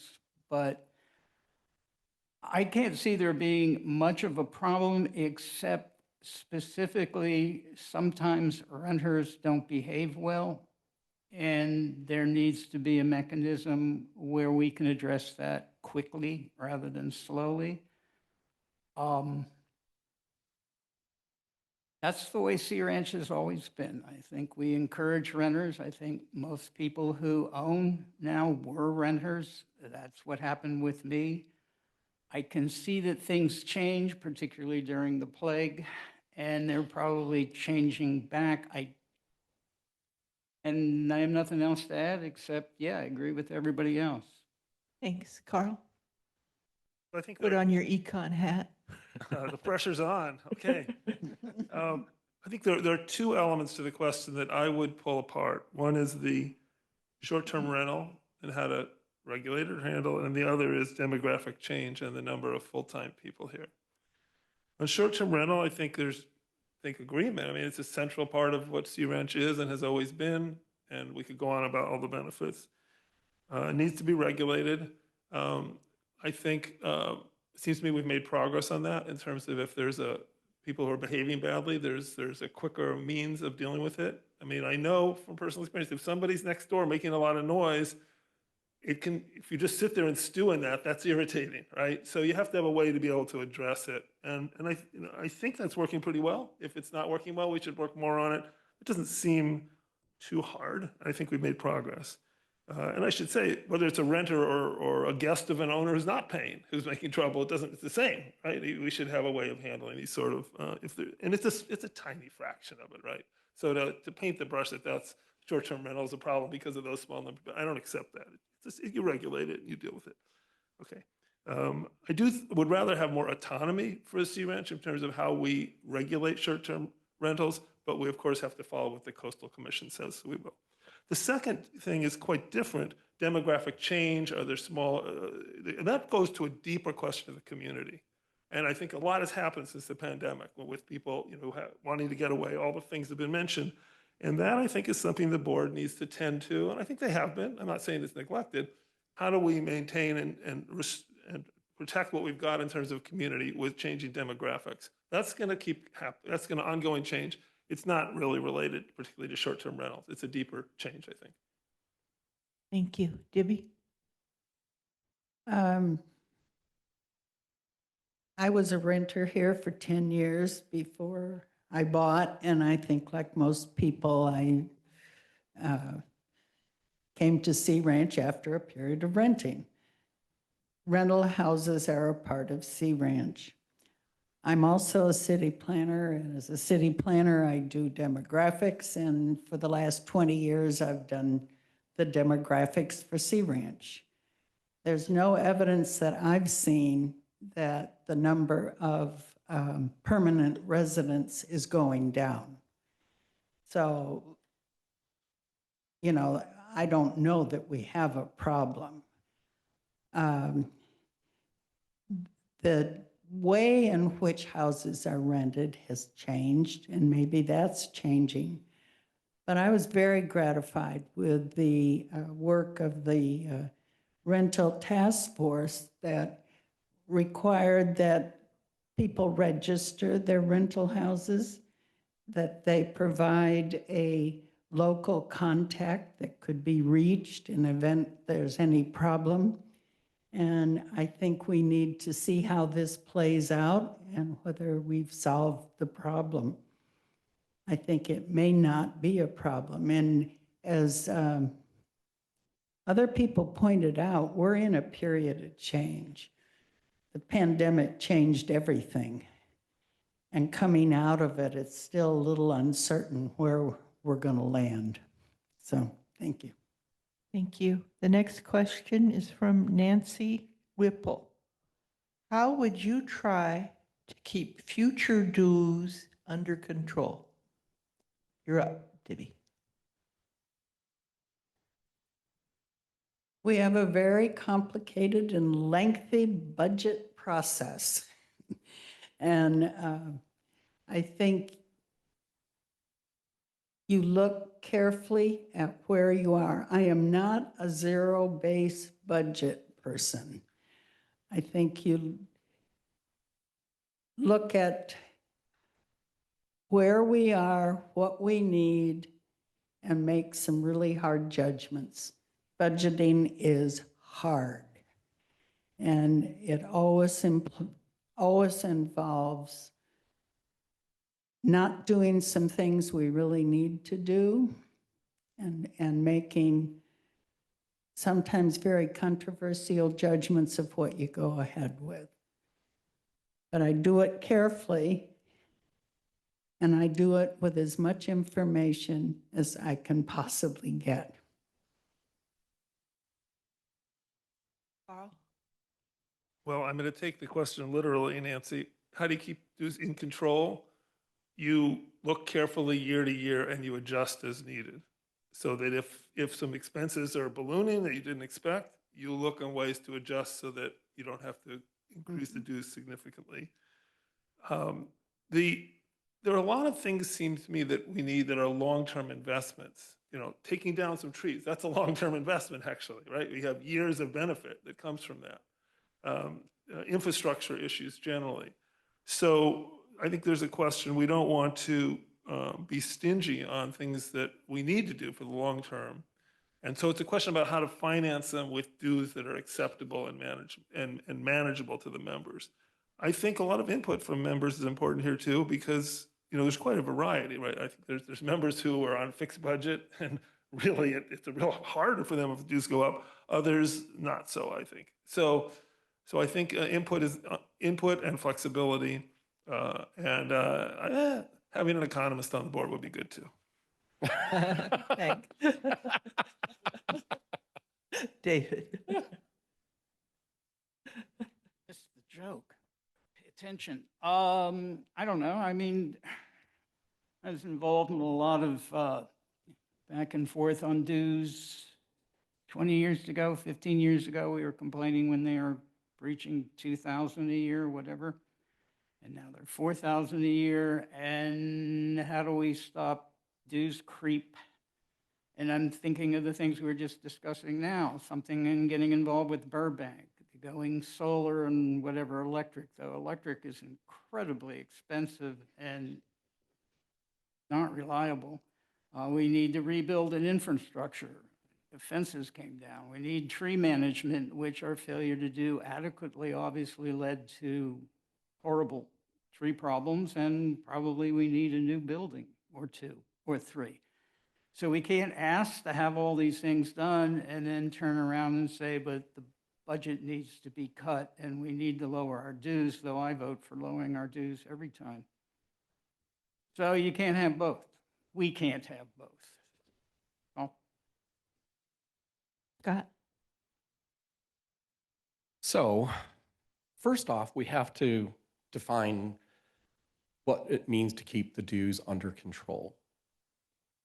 I mean, I guess that the question presupposes that dues have not been under control. So I think people need to keep in mind that the budget is built up by staff, right? We all have a level of services that we expect. We all expect to go swimming. We all expect the pool temperature to be kept at a certain temperature. We expect to have roads that are not falling apart. I mean, like all these things get layered on. And that all comes from staff. And big drivers of our budget is salary. We employ people to deliver those services and maintain our facilities and maintain our infrastructure. So that being said, what the board can do is be very mindful about the new endeavors that we take on as association. Are they things that we really need to do? Or are they nice haves? And then I just want to point out, I used to be in Dibby's camp with the not believing in zero-based budgeting, but I will give credit to Menka and staff this year. They started the budget process extremely early, and they questioned everything, and they built a budget from the ground up. They identified a number of areas that the association could shift in terms of how we were spending our money and whether we could get and deliver better value. Our staff now has better benefits, and it costs all of us less money. So great, less money on coming out of our pocketbooks, and staff now has better benefits. And all of those efforts found $500,000 to pull out of the budget. I think it was an effort that was well spent. Thank you. Gina? Yes, well, I think with respect to budget and how we get there and keeping dues at an acceptable level, if you will, I mean, there are two contributors, operations and policies, that get you to the budget levels. And I think we saw 2 years ago where the operational costs were higher than they should have been with legal and senior employee costs. And I think we've done, Menka and her staff have done a lot to rectify that and really look at the costs at an operational level that we need, what they are there more efficient ways? In some cases, outsourcing has helped to reduce our costs and different types of things like that. From a policy perspective, at the board level, it's making decisions about what we do, how much we understand what we're doing, and the actual cost of them through really good modeling, developing a financial aspect of that and saying, well, really, what will this cost benefit analysis result in? Do we really want to do that? And then we can look at where it stands on our wish list or a need list or a want list, and think about it that way. We might think more about funding future liabilities with current dollars. Given where the yield curve was last year, a lot of municipalities did a lot of the defeasance of future liabilities, and they have a lot of our similar ones, infrastructure, water, electricity, roads, so forth, and so on. And so we know that those are going to come, and we may not want to wait until, a major things happens, like the water main break, just after this first storm not this year, but last year. And how can we be more efficient so that dues don't increase to levels that we don't like just because we didn't look at the funding of future liabilities correctly? Thank you. Robert? Well, I concur with what the previous folks said. I'll say it's very expensive to be cheap. In other words, we could keep dues low and not fix the cast iron saddles on the water supply. We could not cut trees near power wires, et cetera. But then you not only can be really expensive later, but it can be liability, even a moral liability, because people can be hurt. So I think there's quite a judgment call on when you spend money for capital improvements, which turn into higher dues to service the debt, and when you don't. And that's something that there's not one answer for. I think that's where you need good judgment. Thank you. Manuel? Yes, thank you. So yeah, I think fees are important from the perspective of, I don't think we are building here a community for the 1%, but, for a more diverse, group of people of different levels of income. And people struggle sometimes with that. I've seen people that have been here for 35 years leave because they just thought the fees were going, to be too much. When I joined the board, the previous community manager had calculations, a forecast to apply the maximum 20% a year, for 5 years. So that would mean $60 a year and 300. So that would have put the fees at $600 in 2025, 26. So, I mean, that seemed to be in building a kind of city-like administrative bureaucracy. Now, I have to concur with Scott that our current community manager has done an amazing job in doing the closest I have seen to a zero budgeting project, trying to build it up from current needs. And, so it's very impressive. And I think that that's why, in general, I think I am actually running is because I want to see all these improvements to stabilize and to provide some continuity to the great work that is resulting in maintaining the fees flat this year, or even at 69 cents. Hey, that was symbolic of a trend. So I think that definitely the tendency now is to be smart about the budget process and let the staff really work by maintaining the trains running on time. And sometimes trains are late, and that's fine. We need to be flexible with that. Thank you. Thank you, Manuel. All the candidates, I haven't had a chance to talk to you, Gina. Can you stay beyond 12? We have so many questions. Yes, you- I can stay. Thank you. So we're going to have questions till 12:15, and then we will stop, and they'll give their statements, and then we'll go across the way and have some refreshments. So did you need something, Manuel? Take a 5-minute bio break. Okay. Can we do it in 2? Go ahead. We'll have a little, go ahead. People need a break, go for it. Relax.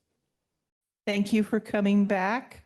I have some information for you. As we told you earlier, the chat on the Zoom account was turned off, and then we gave you an email address to send it to. We will save those questions because the questions I'm going to read next is the last question. But those of you who sent questions in to that address, they will be collected and forwarded to the candidates. Also, the questions that I have here in the hat will be collected and forwarded to the candidates. Mr. Bedichek had asked for that, and I think it's a good idea. So now you know what inquiring minds want to know. Okay, is everybody ready? This is the last question.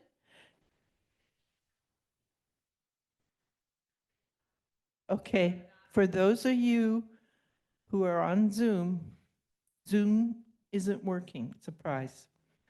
Please send questions by email to the cranchforum@gmail.com. All the questions that have not been asked will be collected and sent on to the candidates. That includes the ones that are in the hat. This is the last question. After this question, the candidates will give 2-minute closing statements, and then we can all go next door and have some libations. All right. And I guess we're back with you, Manuel? Yeah. This is from Bia Gayotto. I'm sorry if I mispronounced your last name, Bia. Please explain your key priorities that will enhance our local ecological protection while addressing climate change, severe weather, and community safety? How will these activities impact TSR budget and fiscal plan? Dibby, do you want to take that? I was trying to figure out how many parts of that question there were. All right, well, let's do our best. Yeah. Yeah, it's all right. It's all right. Thank you, Bia, for the question. I mean, I definitely, it summarizes a lot of the, issues and concerns and whatnot. So, I mean, I said it before, I think that from where I stand, I been promoting and holding up a environmental agenda for the past 3 years. And I've been kind of emphasizing, that angle of every decision. So currently, I think, for example, one effort that I am starting and I'm working with another colleague on the board is to build an ecological balance sheet. And that I probably will explain in my second statement, but it ties together, environmental services and their value, together with the costs of, preserving those environmental services. So if you, for example, look at it, I think we will have some erosion issues up in the hills as we lose the vegetation cover, and then therefore we need to, put those issues in the context of a balance sheet type of instrument where we put in one side, okay, if we have erosion and slides in some areas of Sea Ranch that are on unstable type of soils, as a result of loss of tree cover, then what investments, can we make to prevent those things and to implement nature-based infrastructure solutions, So my priorities are to maintain this approach of sustaining environmental values, Hey, Manuel. Next. Oh, thank you. It was a long question. It was. Yeah, well, I think there's things that we can affect and there's things that we can't, right? So there's only a certain number of things that we can do with the budget we have. So there's a lot of stuff that's happening that we wish weren't, the amount of carbon in the air, the climate effects of all of that. So I think for the board, it comes down to, with the legal structure that we have, with the money that we have, what's the best we can do for the environment as a whole, for the earth, and also here at Sea Ranch to make it more livable. And some of those are not, perfectly aligned. And so it goes to what I was saying earlier about it being a judgment call about what you do, how you spend the money, and how much you borrow in order to make infrastructure improvements to help the environment. Thanks. Okay, thank you. Gina? Well, I think that I've had environmental priorities as long as I know.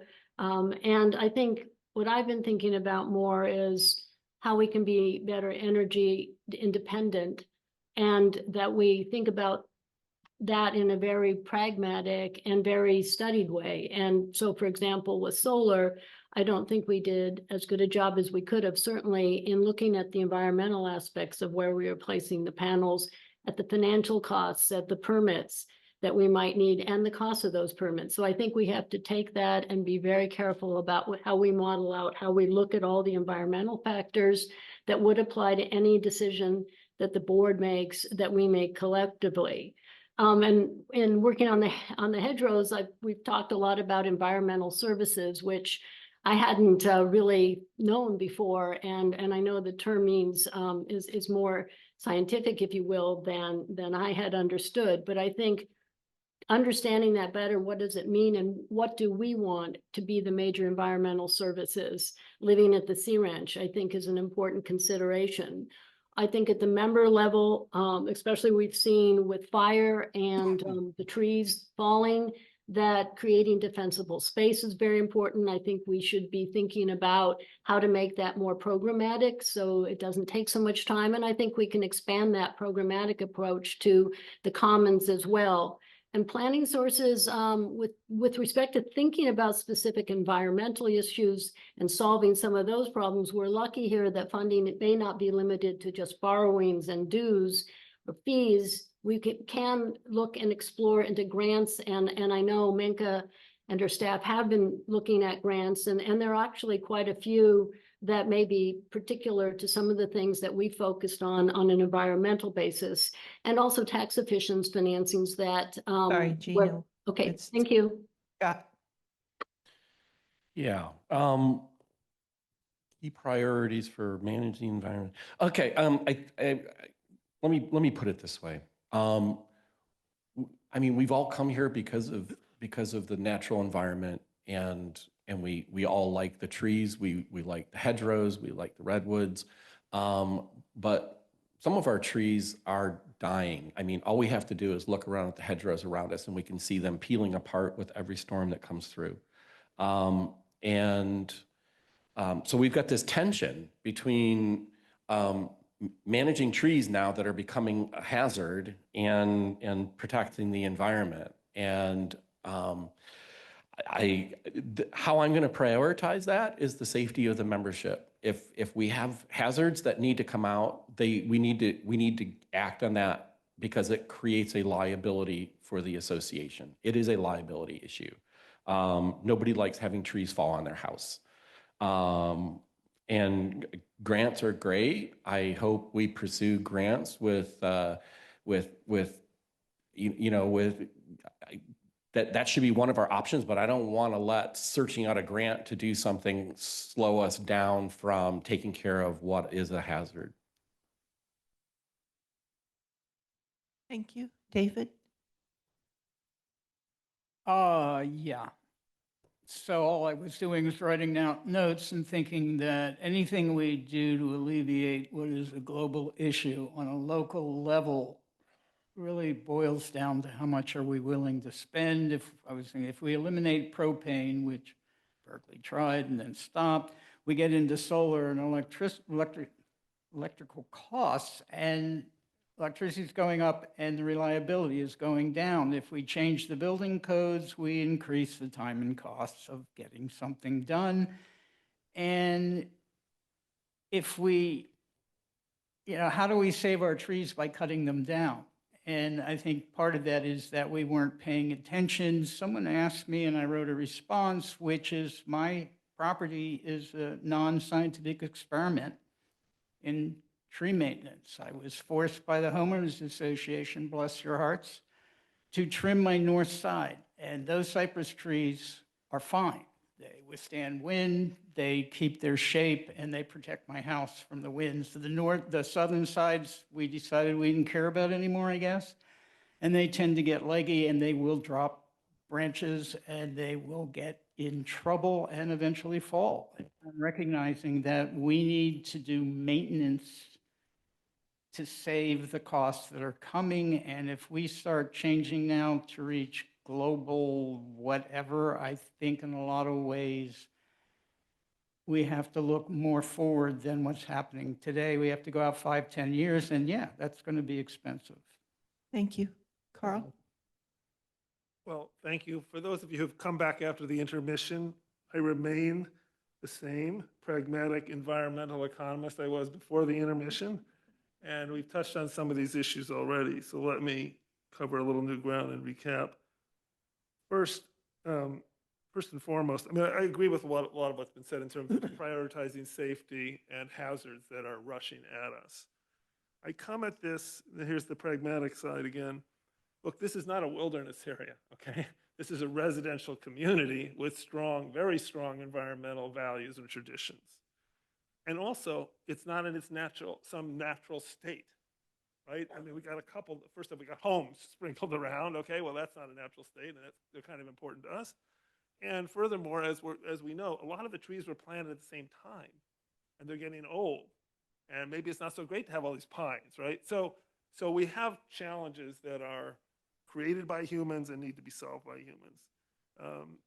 Again, it's fire and storm seem to, those are the big things. I would be very proactive about both, actually. Again, I'm not in a position to say exactly what hasn't been done or should be done, but that would be how I would approach it, which was to be proactive. I might even use the word aggressive, but that sounds a little aggressive, so I won't use that word. Just proactive is important. Prioritizing safety, and also with my experience with Save the Redwoods League, I mean, what they've been doing, there's a lot of things you can do that will help improve the long-run health of the forests because they're not in a natural state. Okay, we know a lot about things that we can do to help them and help ourselves in terms of safety and fire in particular. And then the last thing I'd say, haven't touched on it really before myself, the staff, look, this is going to be done by our staff, okay? So there's prioritizing, there's budgeting, and there's making sure the capabilities are there. And maybe we need greater capabilities to do more, again, in the next 1 or 2, 5 years, because the world has changed. And I would tend to think that that's. Thanks, Carl. Dibby?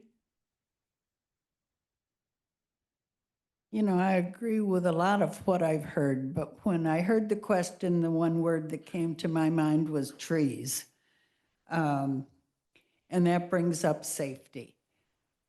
We've had too many close calls. There's going to be a time when we're going to lose someone with a falling tree here. And I think we have a real high priority to looking at our old and not very healthy trees. And the second thing I would say about it is that, in my view, the environment includes people and the community. We are a community, and I agree with what Carl just said and what Scott said, that we have to put the safety of people and the nature of the community right up there as we make decisions about how we're going to move forward. So I think the tree problem is knotty and expensive. Naughty with a K or an N? Wow. Take your choice. Okay. Some housekeeping issues, then we're going to hear the final statements from the candidates. The books I showed you earlier are free to all sea ranchers, and there's boxes of them back there by Barry and Elizabeth. So if you don't have one, get one. Living at the Sea Ranch answered so many questions that people had at taking part. All the details about where you go and what you do and how can I find this, almost all of them are in here. If you don't have it, get it. And this book's beautiful. And if you didn't get to go, I'm sorry, because it was fun. We also pick up the chairs at the end. This is not the staff's job. It's for you to pick them up, and we will be doing that. This is the final statement. You each have 2 minutes. Then we go across the hall and have libations. And Dibby, you're up. Okay, I get to do this. I feel that I might be the right person for the board at this time. I have a long and varied and deep experience as a volunteer on several committees, in addition to having served on the board. I can provide historical context and background pertinent to current issues. And as I said in my statement and earlier, I can disagree without being disagreeable. This has been an amazing morning, and I really thank all of you for participating and for such great questions. Believe it or not, I have a website. As a Luddite, that's really amazing. And it lists my statements, endorsements, and has a place where you can endorse me if you'd like. It's Dibby, Tyler, all lowercase, .org.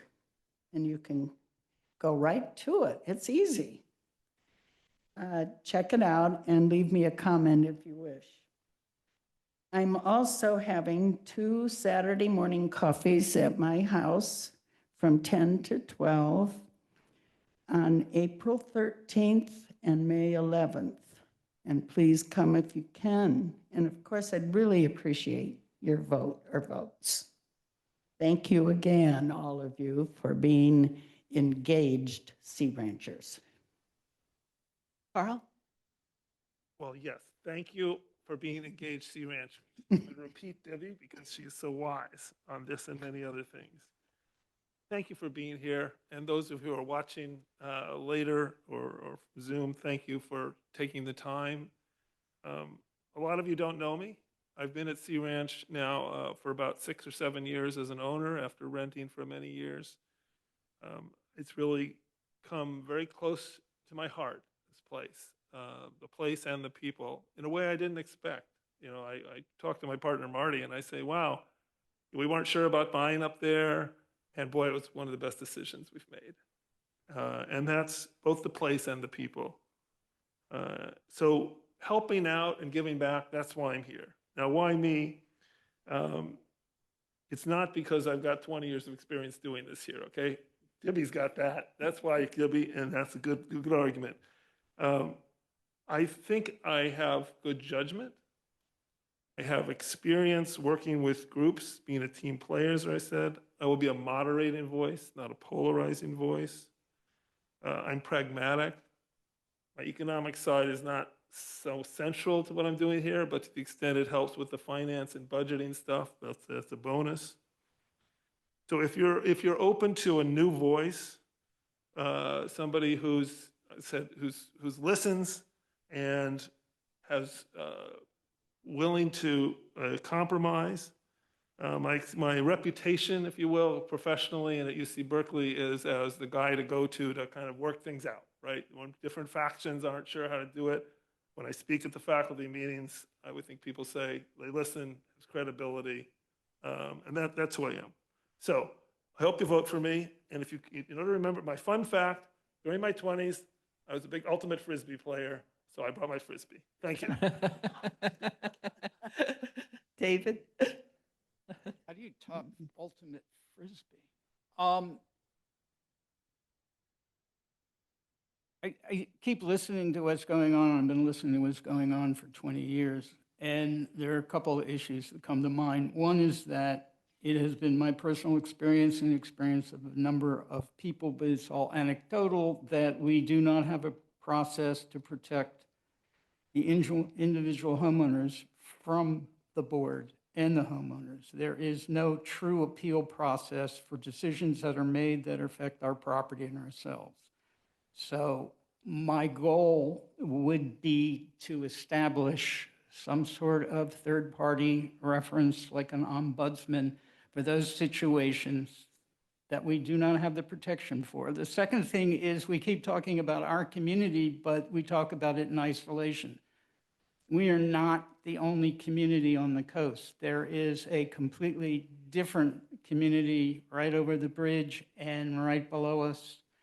And I think a lot of the decisions we make do not work well within those communities. And we need to take more advantage of a partnership. We could work with people who don't live in Sea Ranch, because in the end, we all rely upon them as much as we think we don't. We don't make decisions in a vacuum. And I know we're a wonderful group of people. We're all highly educated and most of us are financially okay. Wow, I'm actually getting to 2 minutes. But we need to understand we don't work alone, and the decisions we make affects everyone from staff to the people that come in and work on our houses to our neighbors. Thank you. Thank you. Scott? I just want to thank everybody for taking the time to come this morning and listen to us.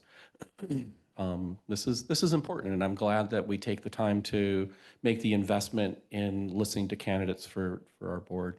So why vote for me for another term on the board? And I will just boil it down to experience. I have 22 years of serving the Sea Ranch between 2 board terms, committees, and task forces. My first board term began in 2002, 22 years ago. Let me tell you, that was a humbling experience. The membership took a chance on a 37-year-old brand new Sea Rancher with no committee experience. So here's Scott's TED Talk on becoming a Sea Ranch director, abridged. If you've never served on a committee prior to running for the board, you will be eyed with suspicion. The antibodies will come out. Please don't do this to people. I learned the importance of engaging with an active membership. We can be a community that questions everything. Sea Ranch could hand out free money, and some of us would question whether it was the right denomination. Some members expect directors to address anything they don't like, and trust me, we can't fix everything. Don't expect the board to change the pool temperatures or adjust the chlorine levels. Board does policy, staff does operations. Progress at the Sea Ranch can take a long time, even if you happen to be right. It can be absolutely maddening. Refer to my previous point on a community that questions everything. You must be able to count to 4. If you can't muster 4 votes from the board, you won't accomplish anything. Finally, the most important lesson that I learned is that it's much easier to run as a director than actually carry out the duties of the position. Stated another way, the authority comes from the entire board and not a single director.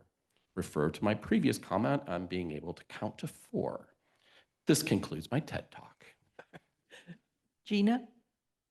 Sure. And I as well want to thank everyone who participated, gave questions, and the staff for putting this together, and the moderator for moderating.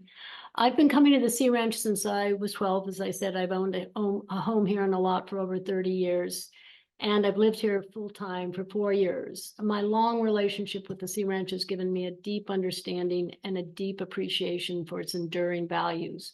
My living here full-time has allowed me a full public Sea Ranch life, and I've been on committees, Finance Committee for 3 years and now chair of the Planning Committee, and I actually really have enjoyed and learned a lot being on those committees. I'd like to make 3 points. First, we must preserve what is unique about the Sea Ranch. I'd like Lawrence Halpern and want to preserve Sea Ranch as a retreat and not turn it into a resort. My love for the wild Sea Ranch makes me want to ensure our decisions reflect our ecological and social values. How we apply our values may change, but what they are should not. Second, we need a stable Sea Ranch with a great community manager. We've experienced some really bad ones in the past. Our exceptionally talented, hardworking, and empathetic community manager, Menka, has us on a positive trajectory, and I would be very eager to work with her as a director as we face increasing environmental, demographic, and financial challenges. Third, we need Sea Ranch to be at financial stability. Menka and her experts recently uncovered how bad our financial and accounting practices have been for decades. My experience in law and finance enabled me to predict bad financial planning, such as loans, before they became apparent to others. And finally, we need collaboration, not accusation, among constituents. I've worked with lawyers, bankers, accountants, regulators, as well as clients to integrate their perspectives and objectives into workable solutions. So finally, if you come to my website, ginahubbell.com, and my meet and greets, I'd really appreciate it. And come for a walk with me and Mr. Bingley, my rescue dog. People have been doing that, and it's been fun. Thank you. Robert? Well, I'd like to echo the thank you. You are a special group of people, people that waited 2.5 hours for this to come to an end. So I won't make it any longer than I have to. But elected, I promise to show up prepared, to listen, and to make good decisions for Sea Ranch. My wife has been coming here, Annie, she's here, has been coming here since she was 9, and my only regret in our marriage is that she didn't introduce me to Sea Ranch sooner. So I seek to do the right thing for the people and the environment. Those two things aren't two different things. They're coupled closely together. So Finally, why vote for me? New guy, I don't have all the experience that Manuel or Scott have or Gina has, but I have a great deal of experience that does bear on Sea Ranch issues, and I'm a fresh voice. So I hope you'll vote for me, and thank you. Thank you. Manuel? Yes, thank you. So thank you, Paula, and all the organizers and the people that have attended. These have been very good questions, and I thank you everybody for participating. So the last election, I got, I think, 800 and some votes, and I took that as a serious commitment. I have worked over 350 hours per year. That's what I think it takes. I read the agenda packets, which sometimes are 100-page long, but to come prepared to board meetings is essential. So I think that I commit to work hard again, put the time, research, and be informed, and then continue the direction that I think we have now. We have now a staff that it's really modernizing the association, putting in place excellent processes. And I believe the board is also starting to function more as a board, to stay a little bit, as a policy-making body, not as an operational micromanager body. And I think that I want to run because I want to continue that, to give the staff the stability they need to make the improvements that we all know we need. And I think that just by itself, to take the next couple of years as a way to, reflect, build better governance, understand the function of the board a little better, I think that by itself will improve things tremendously here. So, and to finalize all this discussion about the environment, believe me, if you give me a choice between planting another 60,000 pines or, living on a ranch and looking at sheep on Well done. grasslands, I'll put a quilt on and I will enjoy the sheep, I mean, so we don't make the same mistake again. Thank you. Thank you. I have one last thing you all need to know. Linda talked about I'm pushy on voting. You're damn straight. If you don't vote in this election at Sea Ranch, we have to hold it again. How much does it cost to have another election? 30, 40,000? I'm not sure. Maybe, Minka, how much does it cost? And Jay's looking. Anyway, I'm cheap. Who wants their dues to go up because you didn't get off your ass and vote? Vote. $50,000 because you didn't vote. No. 15. Well, think 50. It makes you vote. Thanks for coming. The party's next door, and pick up your chairs.